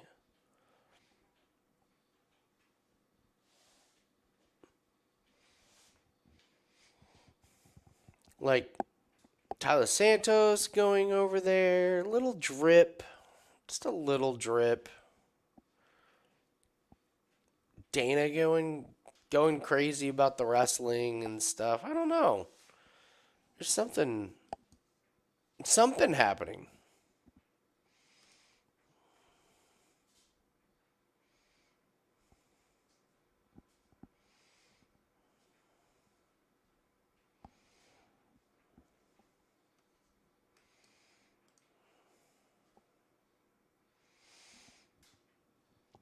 I agree, Rudy. That's what's tough, but UFC's struggling to hang on to theirs. And UFC, the star has always kind of been the show, like the promotion. Like obviously McGregor, but like the thing that's made UFC kind of invincible is Conor McGregor. Yeah, yeah, he gets like a shitload of pay per view buys, but he hasn't fought in forever, and they just keep chugging along.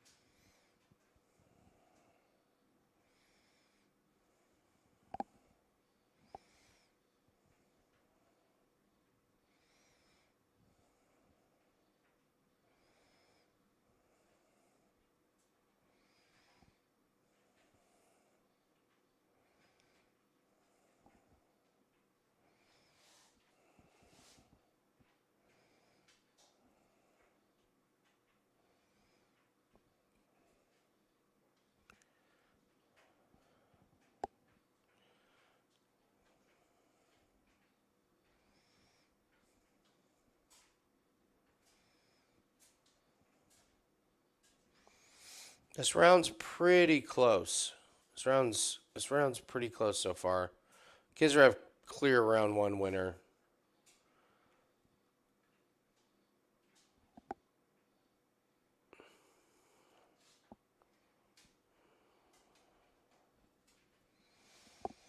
What does Loughnane do in UFC? I think he trains a little different. I think his game plan's a little bit different. I think he has success. I don't think he's a champ.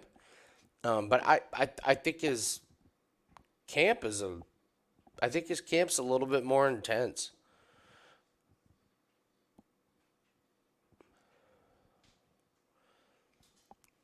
He's a top 10 guy, but I don't think he competes for a title.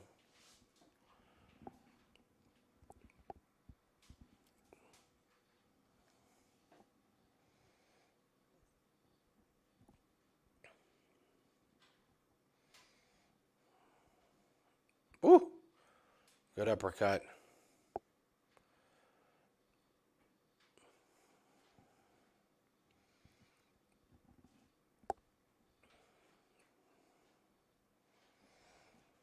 This round is kind of up for grabs. Minute 30 left.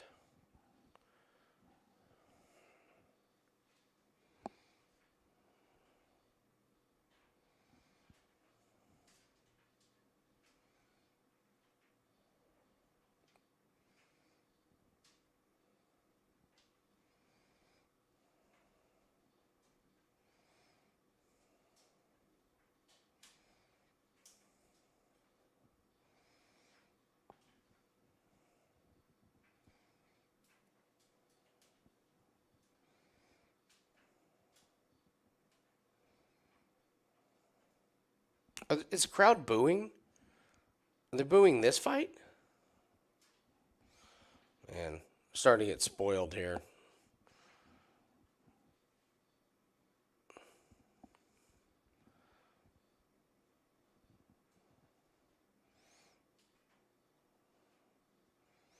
I'm not a big fan of crowd booing if there's not a knockout in the first round.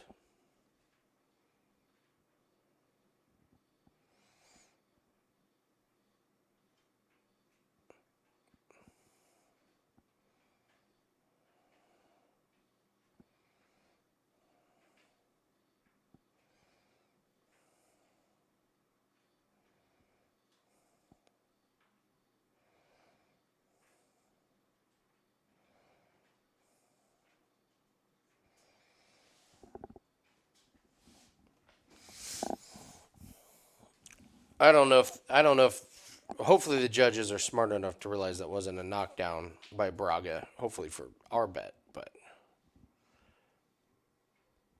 I listen, I I don't really.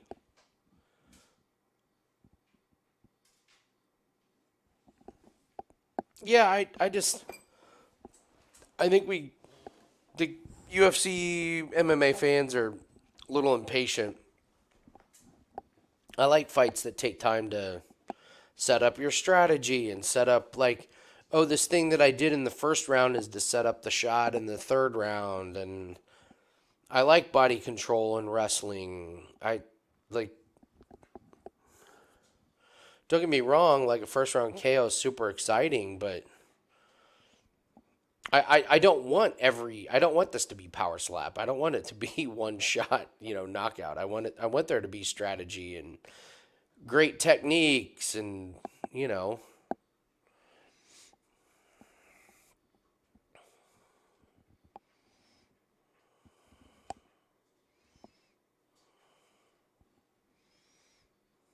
what's up, Jim?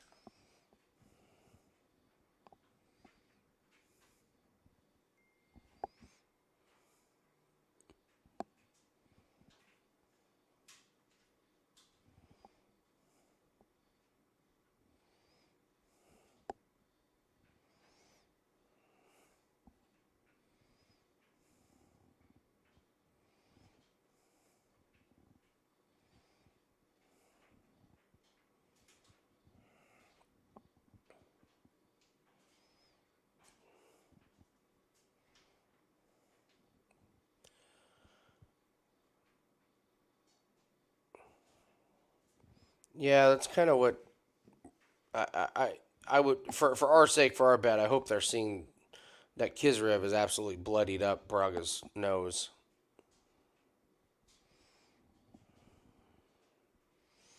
I would hope it's 2-0 coming into this round.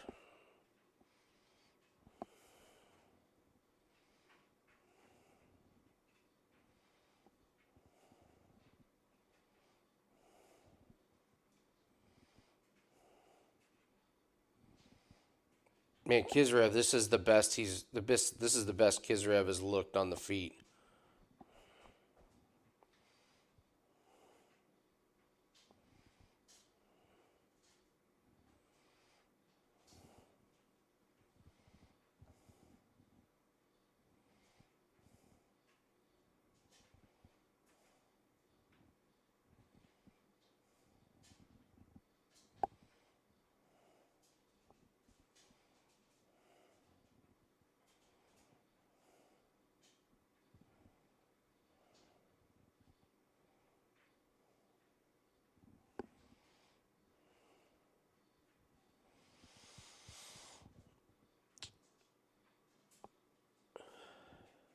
I'm pr- I'm I'm okay with where we're at.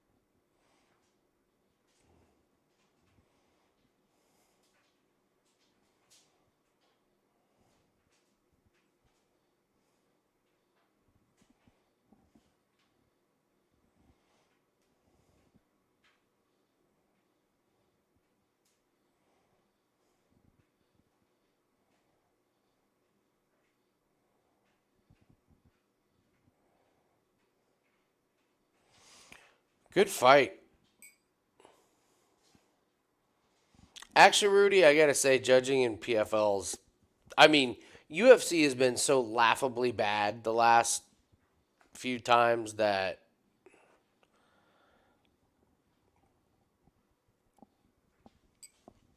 like doesn't take a whole lot to be better than what UFC has been.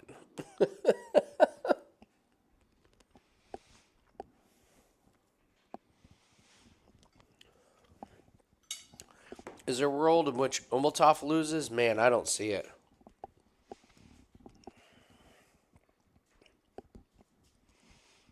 To Neiman Gracie?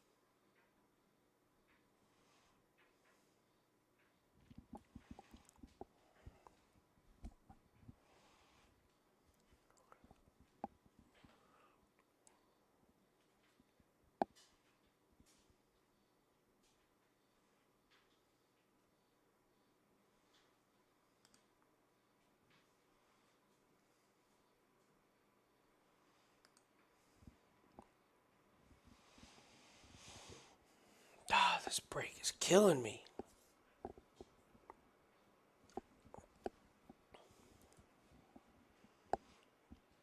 I do think I'm going to bet Ferreira against Francis. I absolutely do.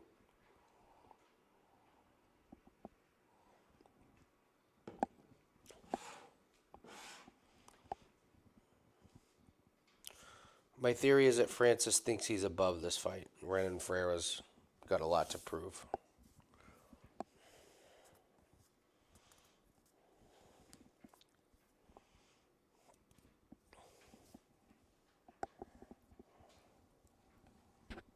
Yeah, it's all about the motivation factor. Francis has made it clear he's in it for the money, which he should be. UFC wouldn't pay him, so he walked. I commend him for it. Well, he's found success in other things, but I think going into boxing has been him getting KO'd like that and now trying to go back to MMA, I just think it messes with you.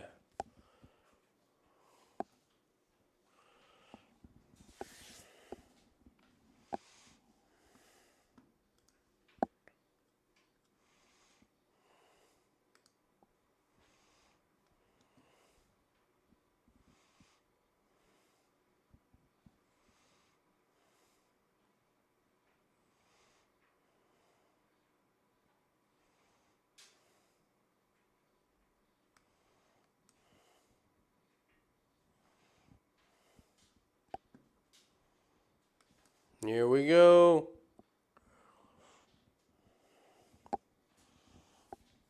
All right, AI and everybody across the board gives it to Kizriev. It's terrifying.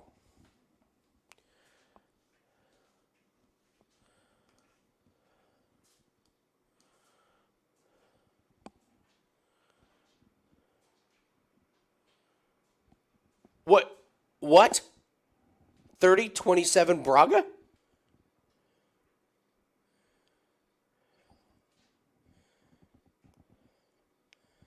Oh, wait. So 30-27 Kizriev, 29-28 Braga. Okay, there we go. That's got to be.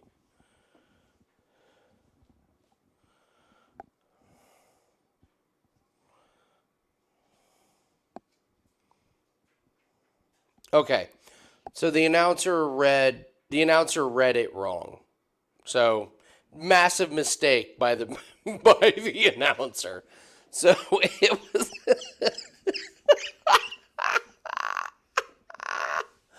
that fucking announcer had gamblers across the world losing their fucking minds. All right, so it's 30-27, 30-27, and then 29. Someone had 29-28 Braga. I don't think 29-28 Braga is a complete laughable scorecard. It's bad. It's not 30-27 to Ivasa. Obviously, they gave Braga rounds 2 and 3, which they were close, but not. But you don't give both of them to Braga. No, so. Somebody's got to explain to that announcer. Someone's got to explain to that announcer what that motherfucker just did to us. That's exactly right. Where's my blood pressure? Oh my god.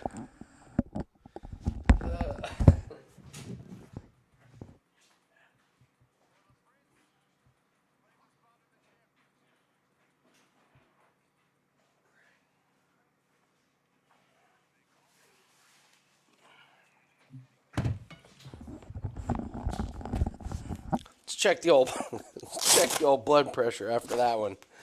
Alrighty.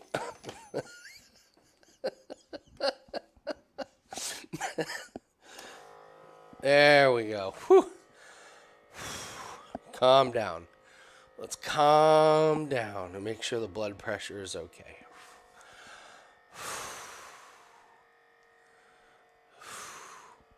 I wish I'd have been wearing this thing when they would have said 30-27 Braga.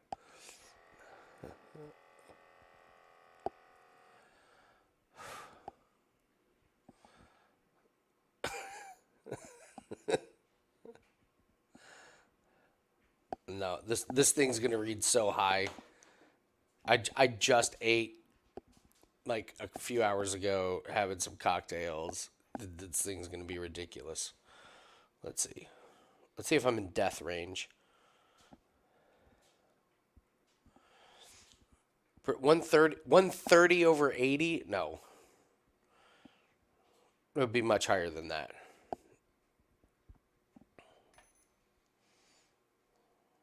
Yeah. 157 over 100 after after that. That's funny.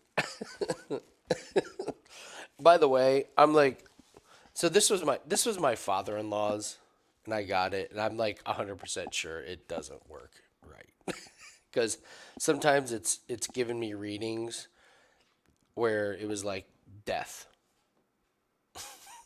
it's like you're actually dead, like this cuff, like if this cuff isn't right, like if it's not the right size, you get off the wall like bonkers, and this thing is like fucking 12 years old, so so I don't. It's kind of more of a novelty at this point, and I'm pretty sure I don't put it on right or anything. So yeah, whenever you get your blood pressure thing from Meyer, don't think it's the be all end all. I think I told you I was testing my blood sugar, and it said my blood sugar was like 600, and I was like, I think that means I'm dying. And I went to like the pharmacy, and I was like, "Hey, this is kind of weird. Like, I feel fine, and my thing says my blood pressure is 600." And like three of them just stopped and they just looked at me, and they were like, and then like called to some guy and they're like, "Hey, this guy says he just tests his blood pressure. It says 600." And he was like, "Well, it's not 600." Because you would be unconscious and in the emergency room. And he was like, change the batteries in that thing. Sometimes when the batteries get low, the readings get off. So I changed the batteries, and sure enough, it goes back to normal. Change the batteries. This blood pressure thing, like if the battery is not like completely charged, it gives you a reading like you're dying. How many people have gone to the emergency room when they test their blood sugar and it told them to go to the ER, and it turns out the fucking battery in the thing was a little bit low? Like, ridiculous.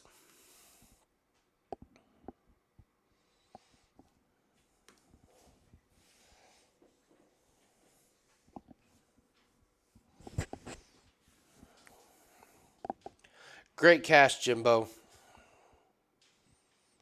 That was that PFL play was Jim's cash. Now we just need Olmatov to win.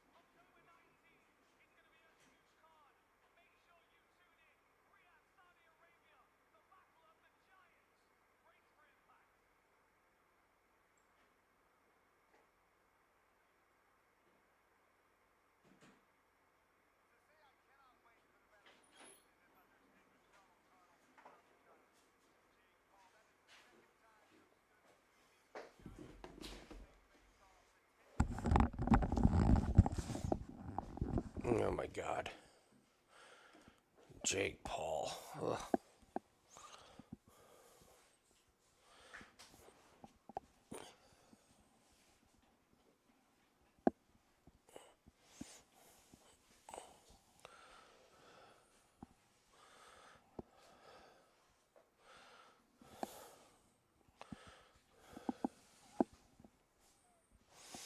Yeah, Rennan's 6'8", man.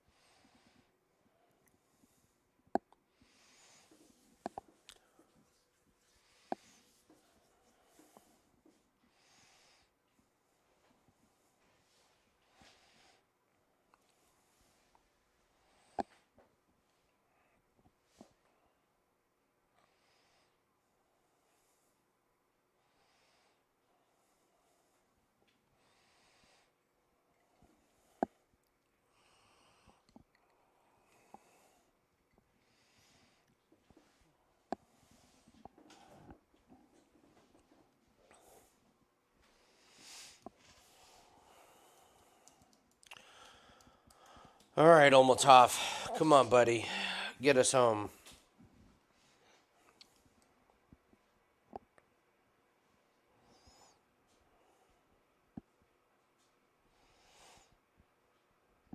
I like Ricci.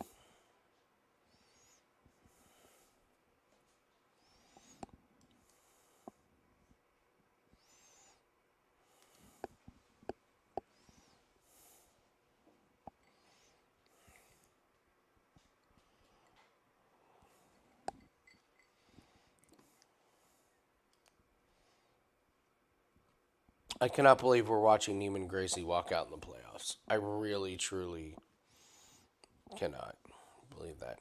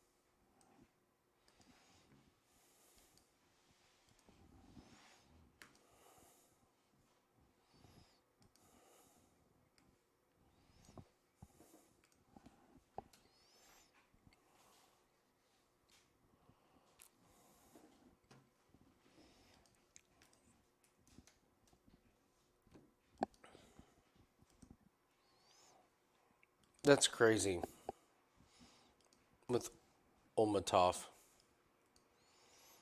Visa issues is what's kept him out. That's wild.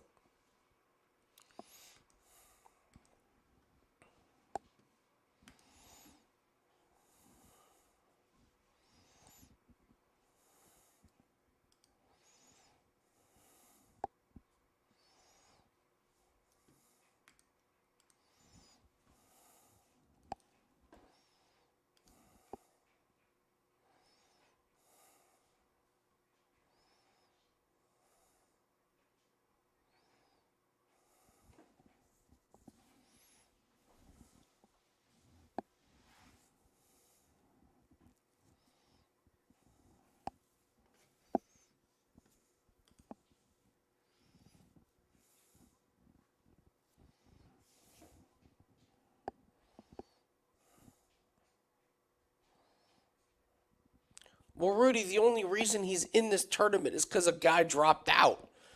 Like, this is how ridiculous it is. So, in the last fight of the regular season, Gracie fought Don Madge. Madge looked terrible. Gracie gets the win. Madge still has enough points, and then Madge drops out with an injury. So it means he's probably injured when he fought. Am I getting this right? Let me look up. Everyone help me out with this. I'm pretty sure I'm getting this right. Yeah, so Madge loses a unanimous decision to Gracie in the last round. Gracie doesn't have enough points to make it into the playoffs, so he's out. Madge advances. But then Madge probably hurt was probably hurt going into the Gracie fight.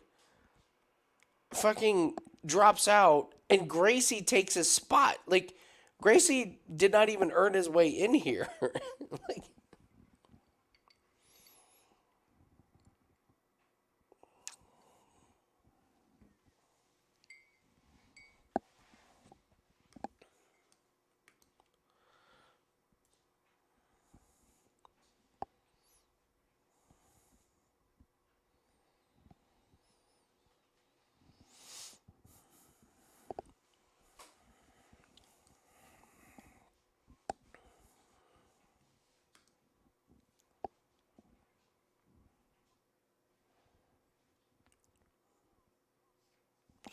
yeah, and Rudy, you want to talk about beating the line? We had Olmatov at minus 1,200 earlier in the week that we put in a parlay. Now he's like minus 3,400.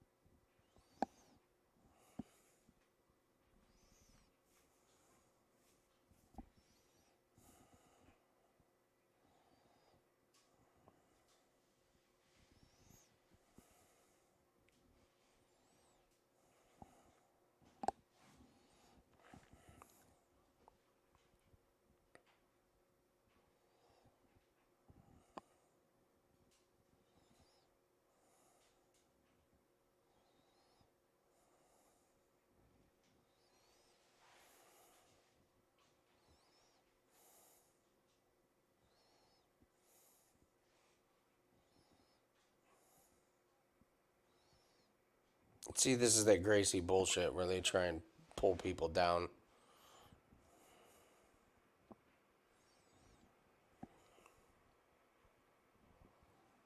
Mm.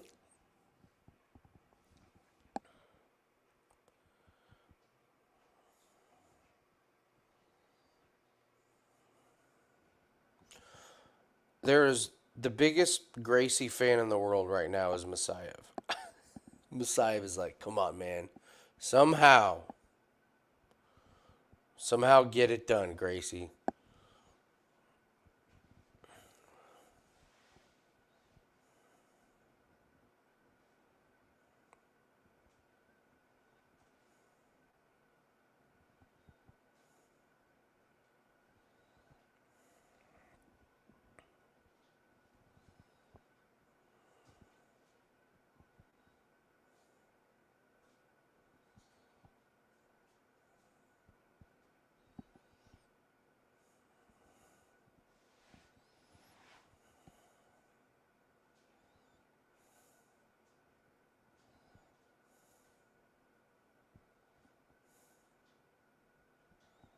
Oh, good shot by Obatov.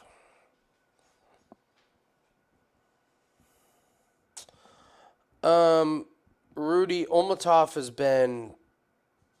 Olmatov would be a title challenger in UFC.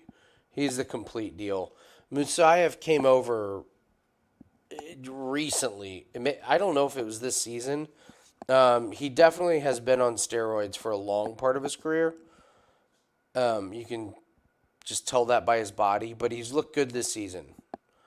Um, he has looked great, but a couple questions about him. Olmatov is like literally the only reason that Olmatov hasn't won PFL before is because like in the playoffs it was like visa issues or something. Like he's actually never been beat. So Olmatov is I would make I would guess when the lines come out it's Olmatov minus 250.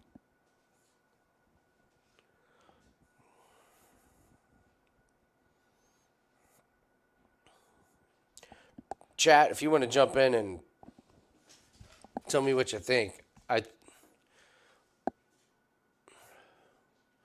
Umatov's striking is starting to get through.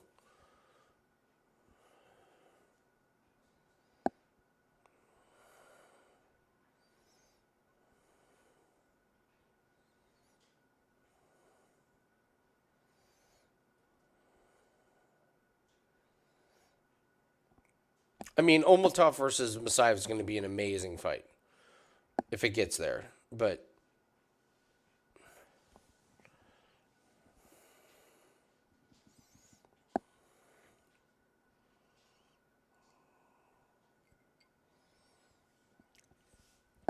no, Masayev's been a pleasant surprise. He's been really good.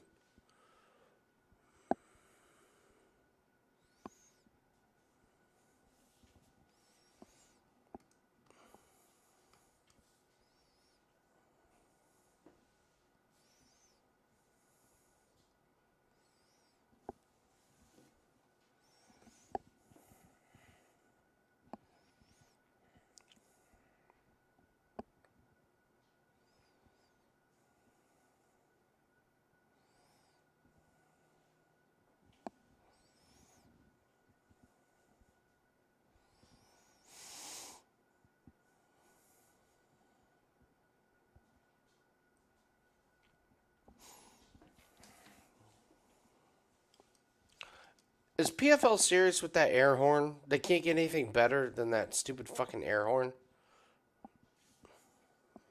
Jesus. How many weeks to PF? Well, they have the super card on October 19th. That's with Ferra and Ngannou and stuff. But these are the semifinals for this. So I think we have, what, one more week of the other divisions and then the finals. And honestly, the finals card, not that bettable. Like, it's just not. It's the best versus the best. In PFL, where you make your money is when you get these big favorites that you can take advantage of. And in the finals, you're just like, yeah, it's awesome guy versus awesome guy. It goes to the judges, and, the announcer's like, Judge won, scores at 29-28. Then you end up with split decisions. So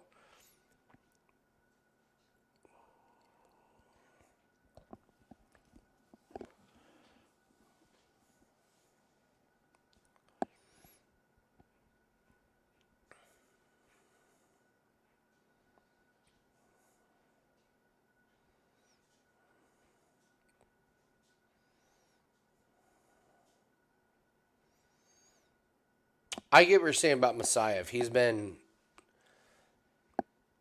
good. I'm trying to think of who the Olmatov.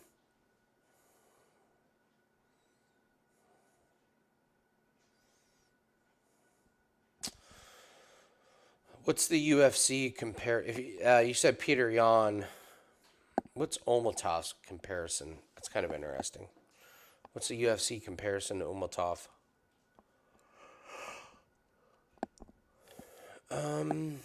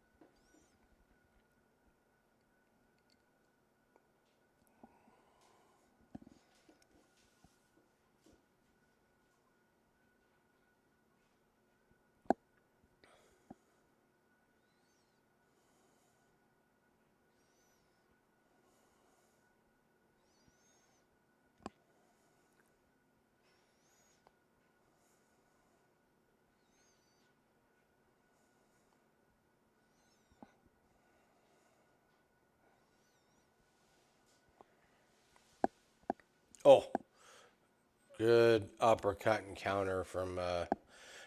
Yeah, Gracie's striking is actually not as embarrassing as it was last time. He's done a good job landing some strikes here.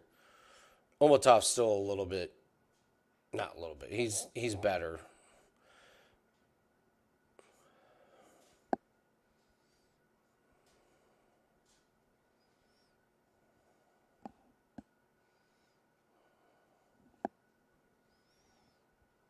Take on Ditcheva versus Santos. I'm just not betting against Ditcheva. I think Santos has been pretty lackluster.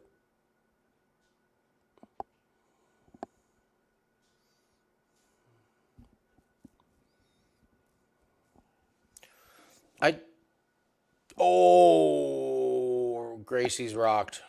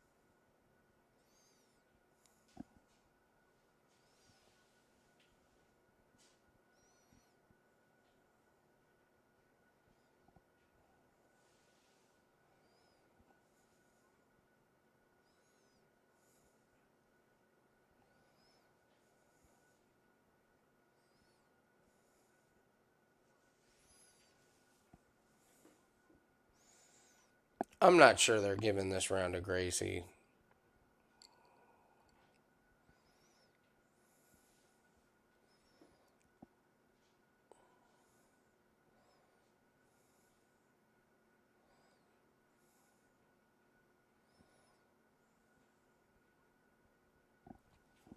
Are you serious that PFL can't get better than the air horn, the squeaky air horn?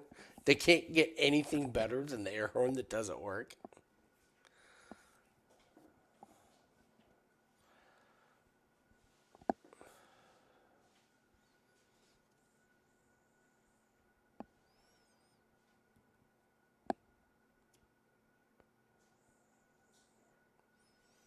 My guess is one judge has it 1-1 and the other two judges have it 2-0 Olmatov.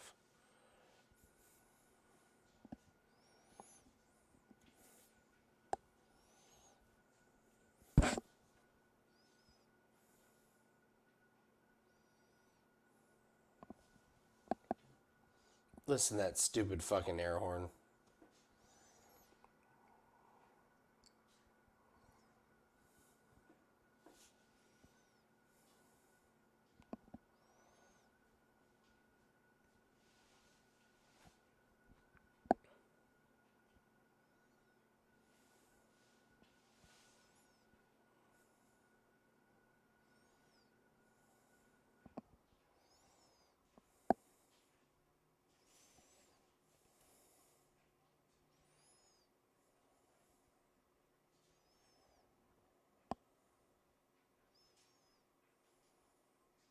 Oh, there you go.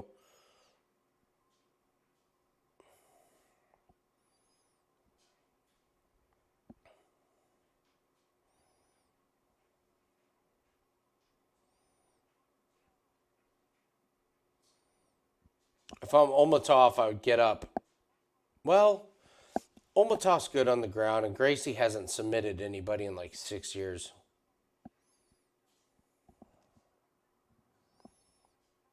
Well, Rudy, Olmatov's good on the ground, and Gracie's ground game is, I think, vastly overrated. Uh, I Rudy, I get what you're saying. In this case, I'm not gonna bang on him because Gracie's ground game is not. It's not the. I'm not. I'm not with you on this one. Not with you.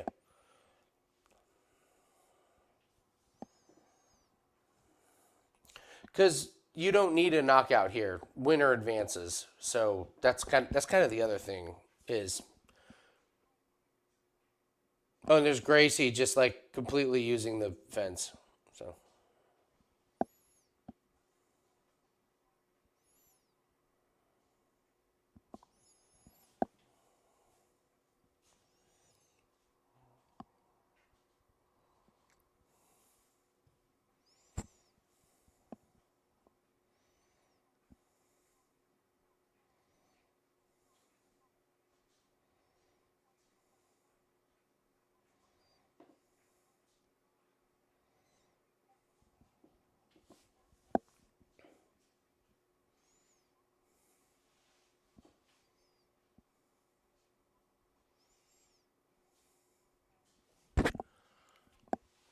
they both grabbed the cage about 37 times there. Oh,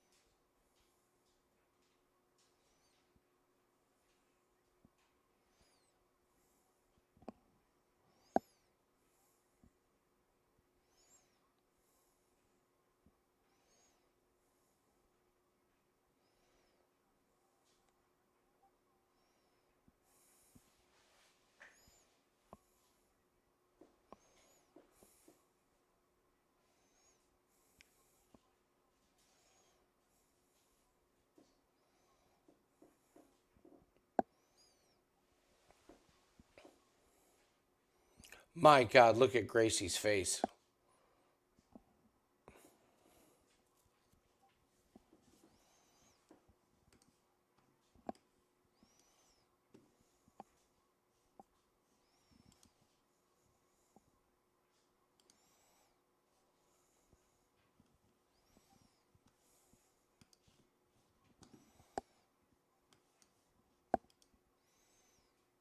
Come on, Umiltov. Just. This is what Umiltov does, though.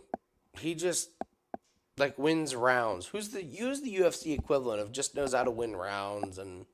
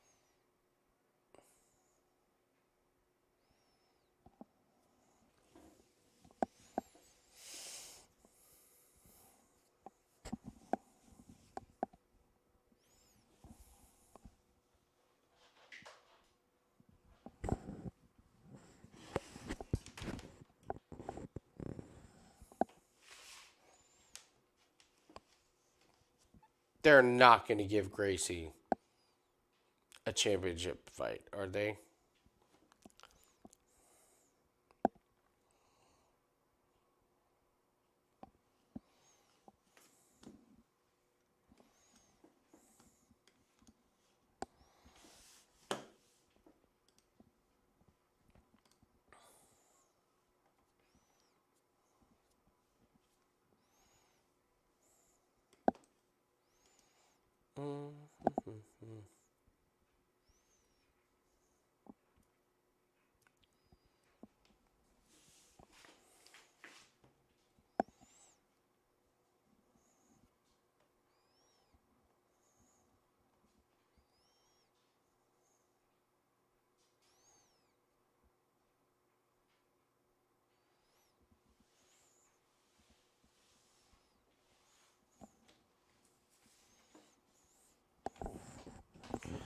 Again, not all strikes are made the same. I would love to know what PFL is better with their stats than UFC. No question. No question.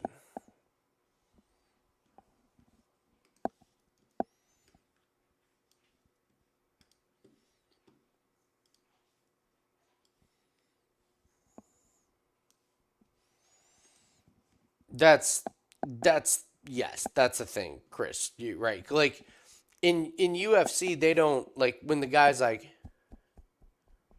those don't count in UFC. But in PFL they're like, well, he just landed 38 strikes in the last 12 seconds.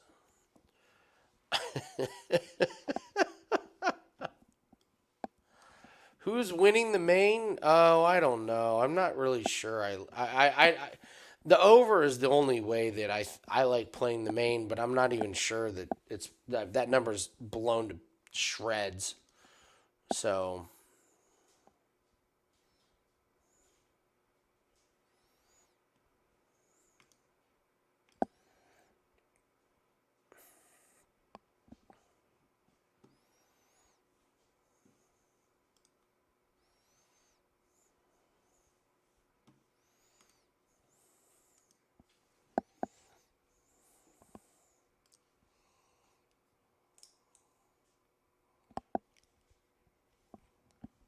I'm not betting on the favorite Locknane. I'll tell you that.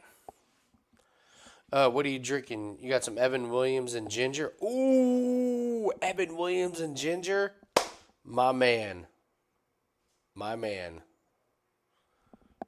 I'm just doing some. This is just a basic Manhattan. I got my Jefferson's Creek. Little touch of dry vermouth, and then my wife, because she's awesome and hot. Actually, that doesn't have anything to do with it. She gets me the best cherries, like the $20 a jar in the expensive syrup, and she gets them for me all the time. And I have like two of them that are unopened, and I'm just now realizing that I outkicked my coverage. Actually, I always realize that. Yeah, these are the Luxardo bros. It's a good shit.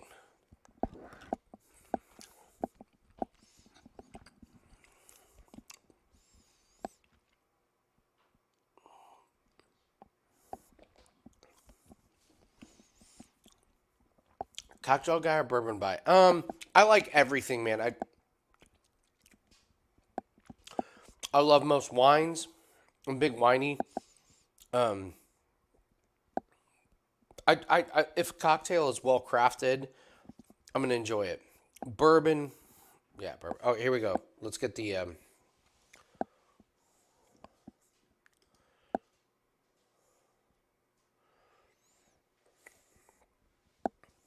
That's got to be us.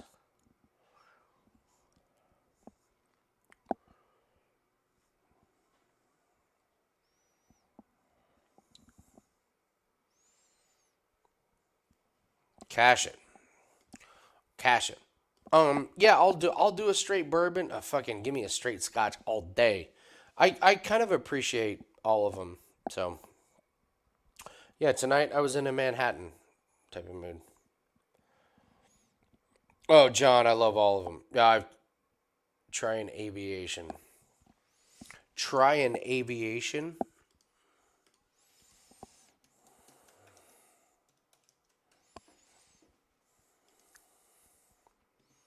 Oh, gin. The aviation. Yes, yes. I've had that in some couple speakeasies here in Indianapolis. Yeah.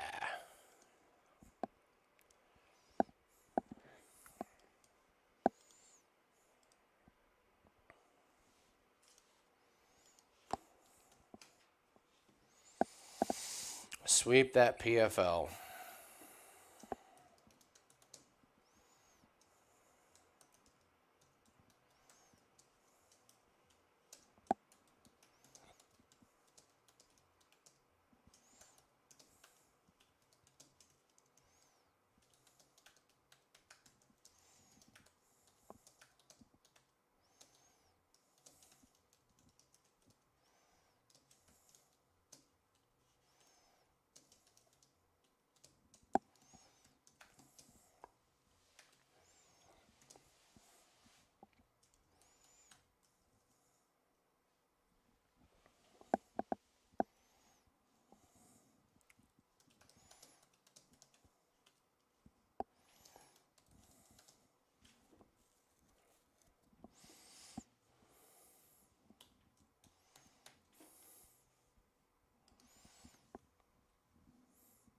You know, the only PFL card we haven't done well at was that stupid one in Utah.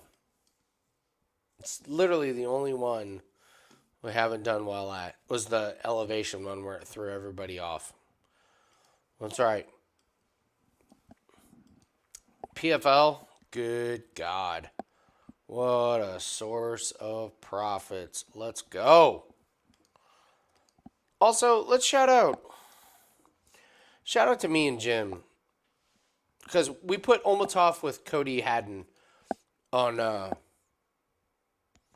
Contender Series. I saw something in Haddon when I was doing the research. I loved his body work, and I smelled this. Just these Uriah Faber A1 combat guys. There's something about them. They're not up to snuff, man. They haven't been tested. And I called Jim, and I was like, I was putting a bet in on Haddon, but I wasn't gonna do it without Jim's approval. So I called Jim and I was like, I want you to take a look at Billy Brand and Cody Haddon. He was like, oh, who do you like? And I was like, I don't want to tell you. I want you to watch those two. Tell me what you think, because I got a strong opinion. He was like, all right. He called me and he was like, Billy Brand smoked. And I was like, that's all I need to hear. Let's go.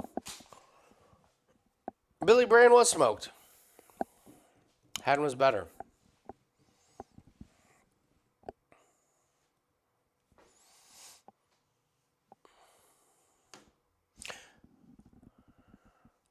Agree, Chris. We need Scotty to get his shit together. We got two more rounds. The last time that he was pissed off in this round. He fucked up some shots. The last time this happened, he went out and shot like ridiculously low. So let's get him going. But really, we need Kyle Borrello tomorrow to close out the big one, and then we got some soccer plays going. So,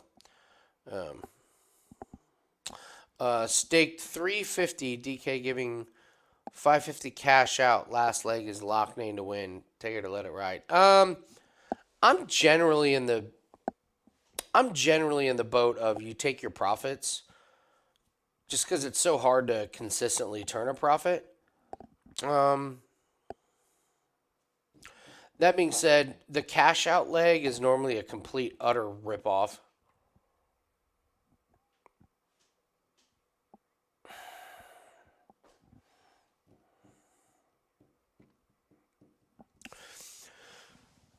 All right, so if you have Loughnane to win, man.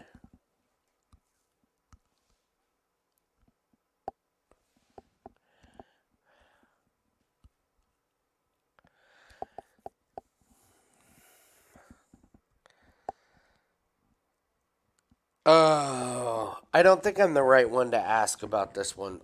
Generally I would say if you can lock in profit, you do it.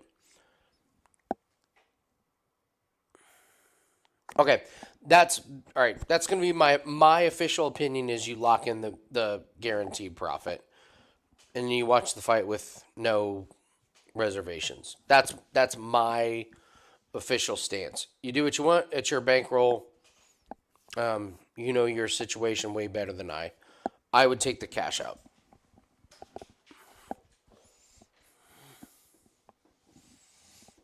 And Craig can do whatever he wants. It's his bankroll.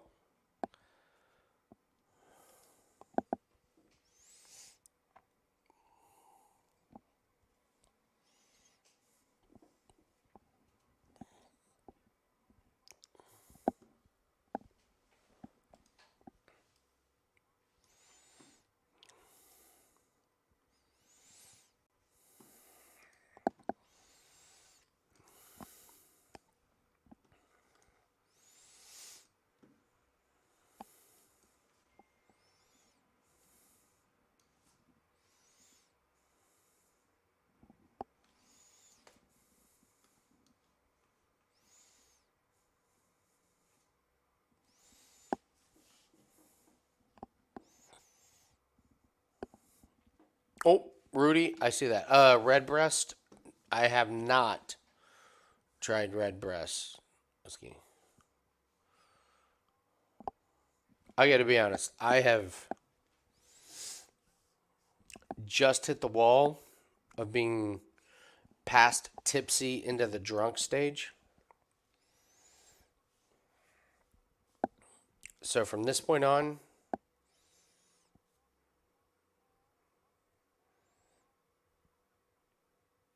yeah, from this point on, I will not be giving out advice.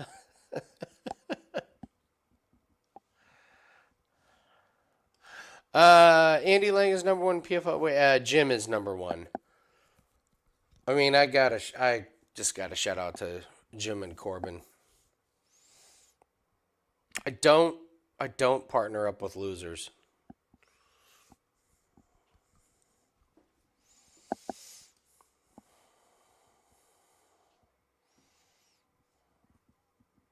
Chug the Manhattan. Come on, John. I don't make Manhattans with cheap stuff, so I don't.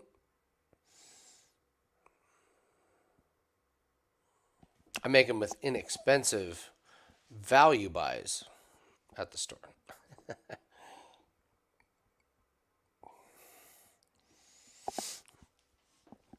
All right, here we go.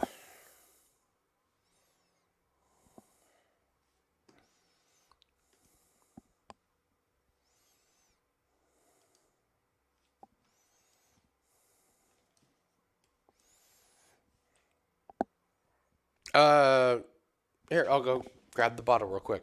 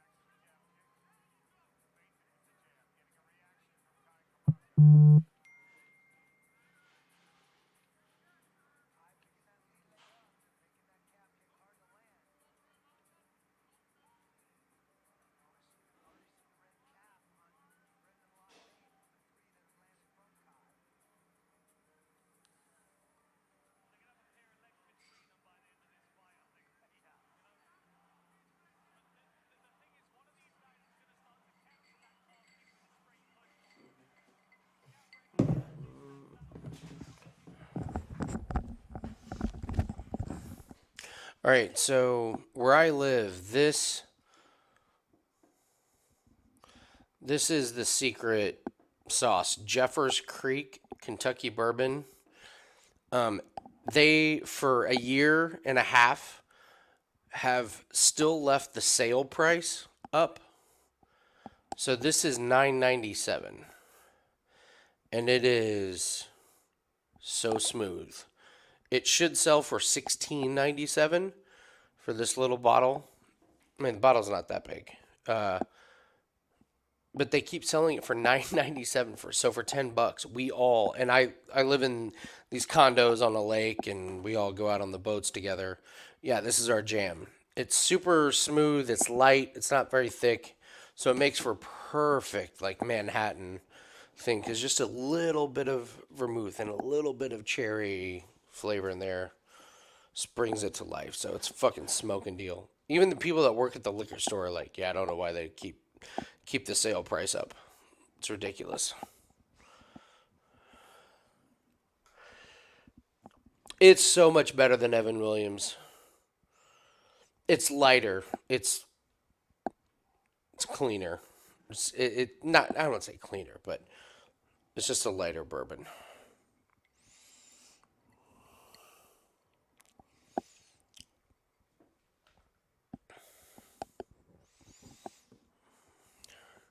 Redwood Empire Lost Monarch. Making a note of that because my liquor store will order anything. Redwood Empire Lost Monarch.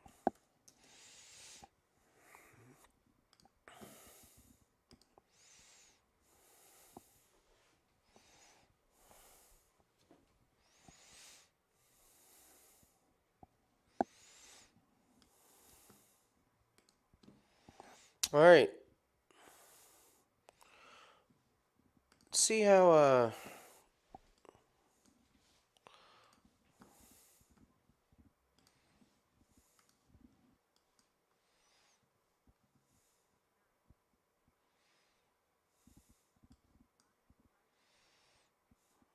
we see you, Rudy.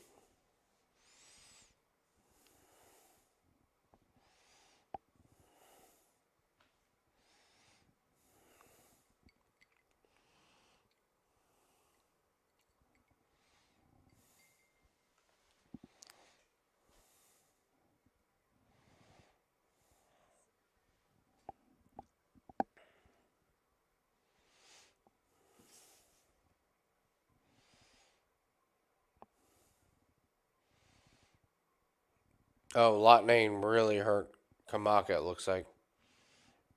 Ooh. Yep.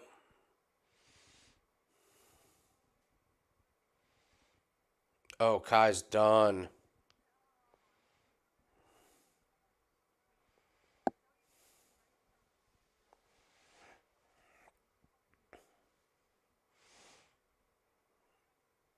Oh, Locknane let him.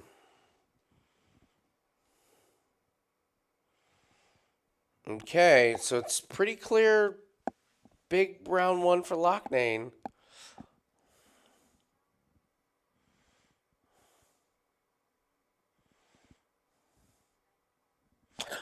What do I hear about him? About Anthony Richardson is that they're not showing anything in preseason. They're not giving you any looks at him. This coaching staff is smart. Um, they're going to be one of these coaching staffs that most teams that they play, they're going to be one step ahead. Like if all their players are healthy and the team they're playing, all their players are healthy, the Colts are going to have a coaching advantage. Their offensive scheme is good. They're not giving you shit in the preseason. So, um they're fine.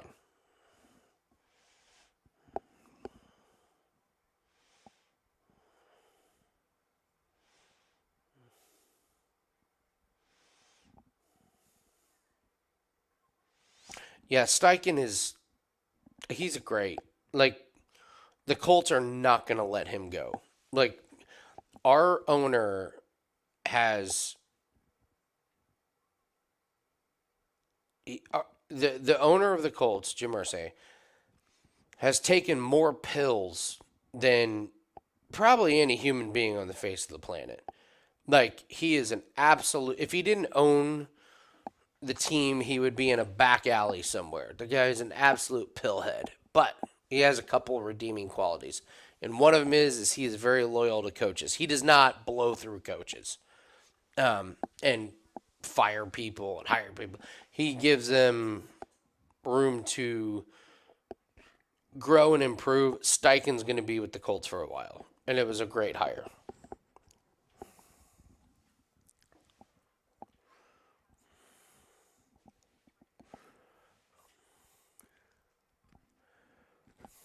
All right, let's see this UFC fight here.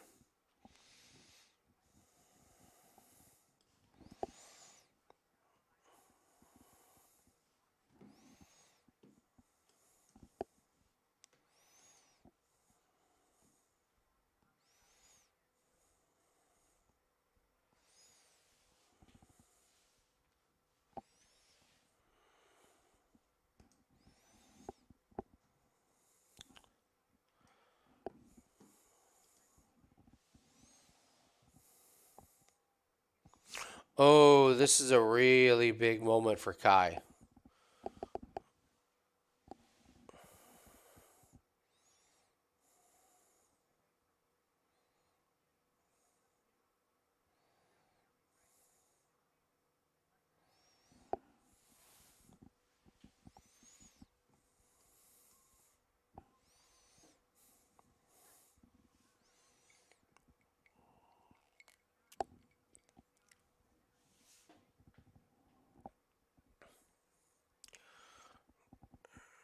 I think Lochnane's slowing down a bit.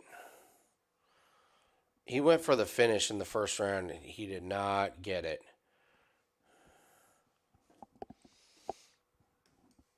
I don't think a live bet on Kamaka at plus 600 is the dumbest bet in the entire face of the planet.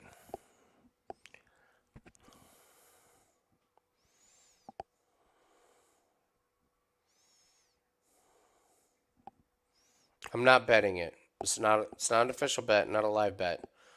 Let's let this play out a little bit. But if I see 1-1 going into the third with Kai looking pretty good and Loughnane slowing down, yeah, I'm probably going to take it if it's plus money. Not betting it yet. Not betting it yet.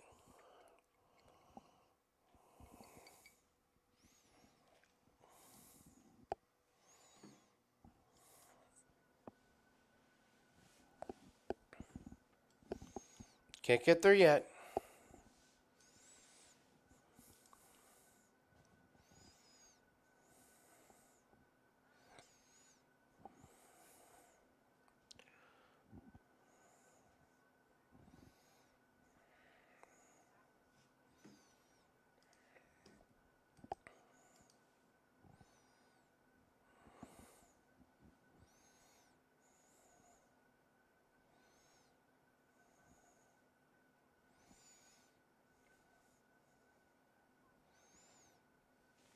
So this is interesting. Are the judges going to try and give this 1-1?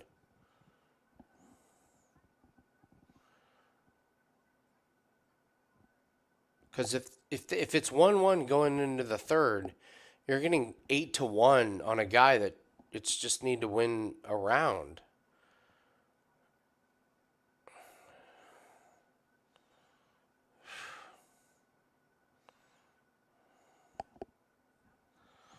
Oh man, I don't know what I think. 9-1. We haven't seen the huge upset on.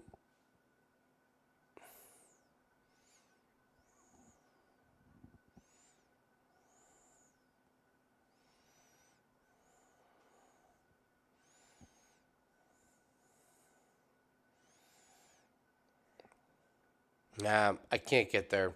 We've turned our profit in PFL tonight. We've done really well. So no, yeah, no live bet.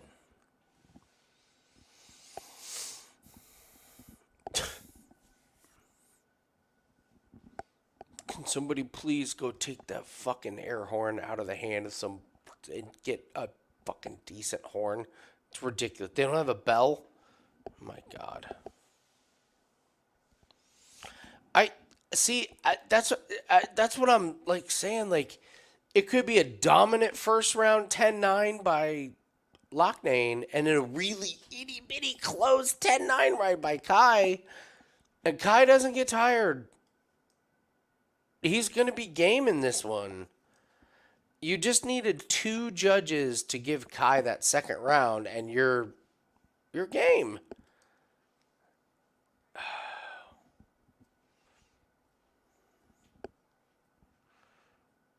Listen to that beautiful horn. God damn, that horn is great.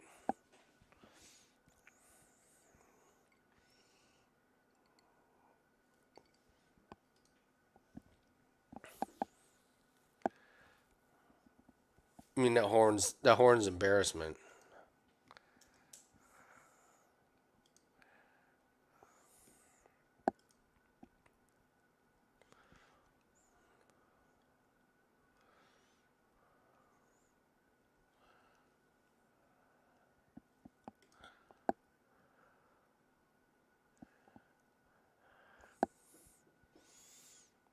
John McCarthy has a lot of money on Loughnane.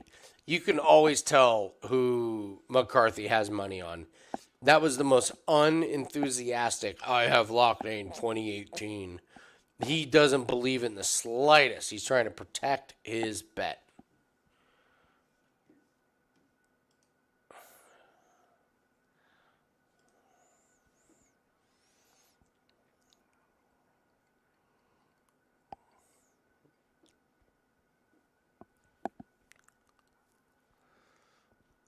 Oh, Loughnane slowing down. Loughnane is slowing down.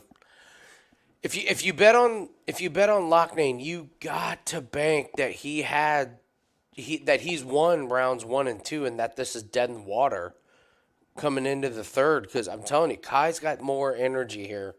Kai's gonna win this third round.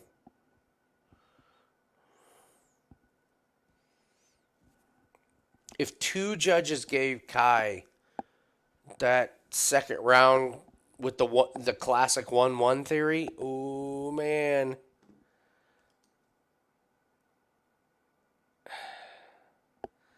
Thanks, Vaughn. Locknane is minus 2,000, not on DraftKings. Now he's dropped down to minus 520. Ooh, telling you, this is going to be close. This is going to be close.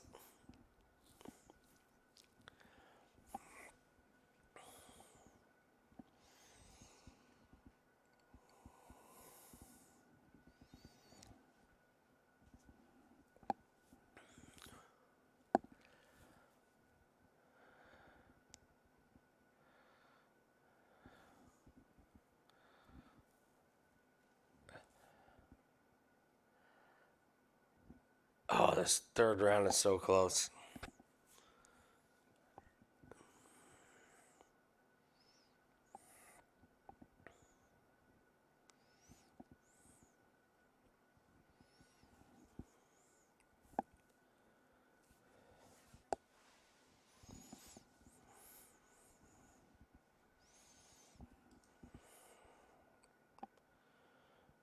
Ooh, that was a good shot by Kai. Ooh, Locknane didn't get the takedown.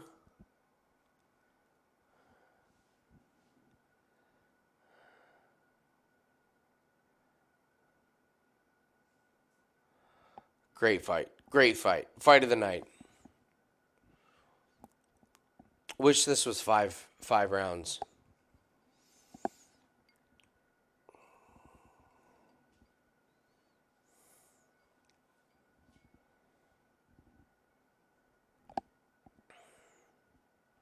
Oh, what a great jab by Locknane. That one snapped the head back of Kai.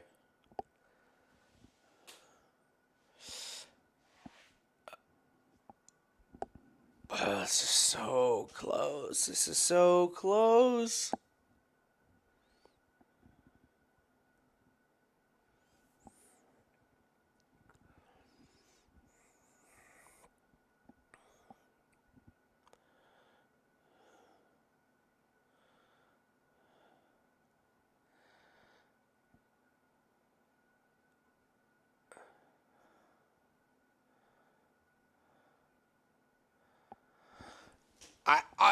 I think this all comes down to the second round because I got to tell you, I think Kai's winning this third round.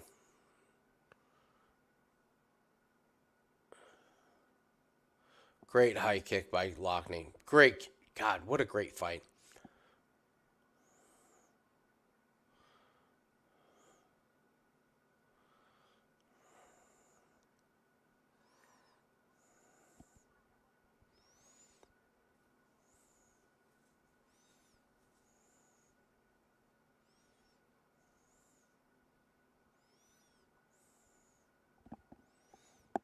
Oh, by the way, Rudy, I, I did forget to tell you, Kizriev will not fight Masayev. These are different weight classes. I probably should have made that clear. I forgot about that. So the winner of this faces Kizriev.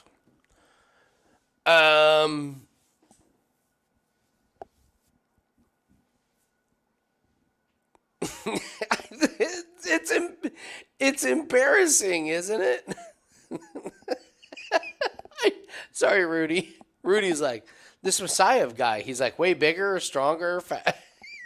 It's like, well, yeah, it's because he weighs 30 pounds more than the other guy.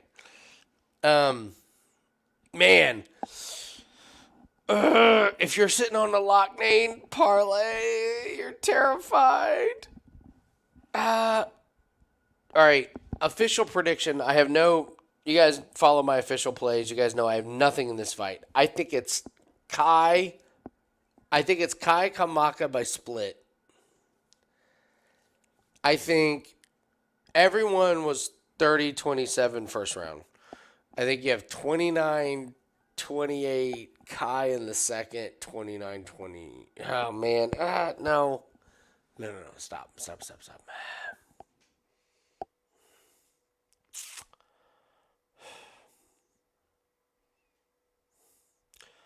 Loughnane did land probably the more damaging shots in the third. No, I'm going with Kai. I'm going Kai split. I think Kai split one.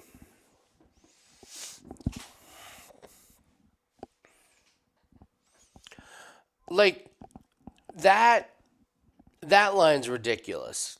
That's way too close. There's no way at the end of that fight that Loughnane was a minus like 1,000. Even if he wins, that line was crazy, and that's what we were talking about. That's how we hit Ricardo Ramos at plus. I put Ricardo Ramos in at plus 650, and DraftKings randomly gave me plus 1,200. They get way overzealous with these live lines. I don't know what they're trying to protect, but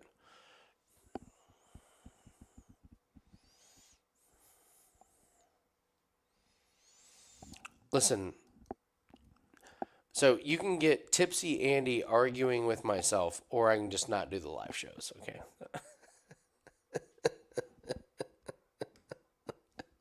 I put myself out here, but I do not drunk bet. I've not recommended any bets because I know my limits.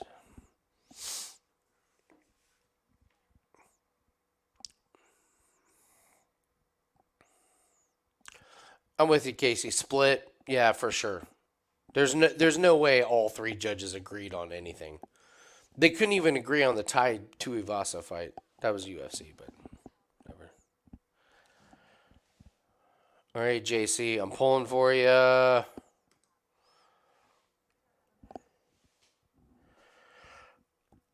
It's 29-28 surely.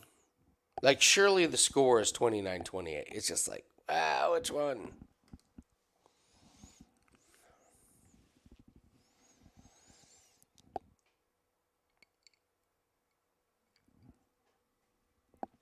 If you guys haven't gotten the soccer bets for tomorrow, go check those out at Wager Talk. Those have been up all week. Lines are still good. Corbin put those up. Got a free play video on the Winning in the Shadows YouTube channel, which you guys are all watching. Corbin put out a good one with soccer. NFL futures are out. If you guys, seriously, if you guys haven't looked at the Brock Bowers video I did, that actually took a lot of time to research that one. Just go watch that one.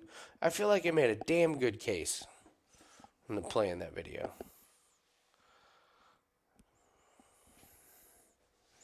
I will not be here there will be no Takedown Live tomorrow for the UFC card. Jim's out of town. I got my fantasy football draft, we desperately needed a break. We have been going pretty hard, so.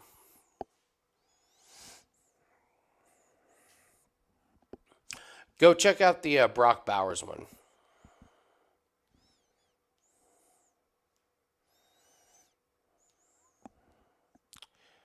Here we go.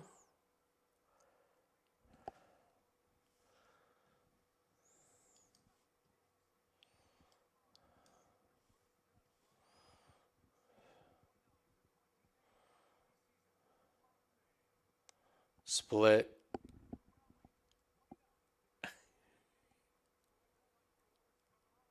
Split.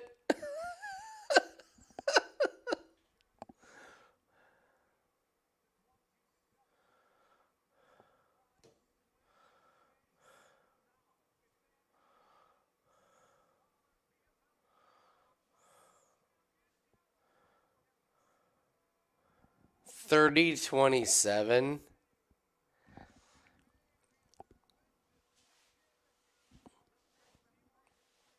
Man. All right, Loughnane fans. Loughnane bettors cashing in. 30-27's lot. I don't know about that one. Okay, so you got Locknane and Kisrev.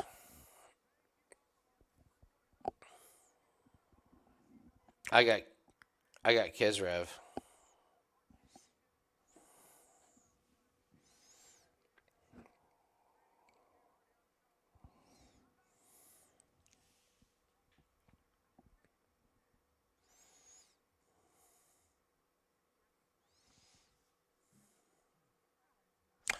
All right, guys. Have a great night.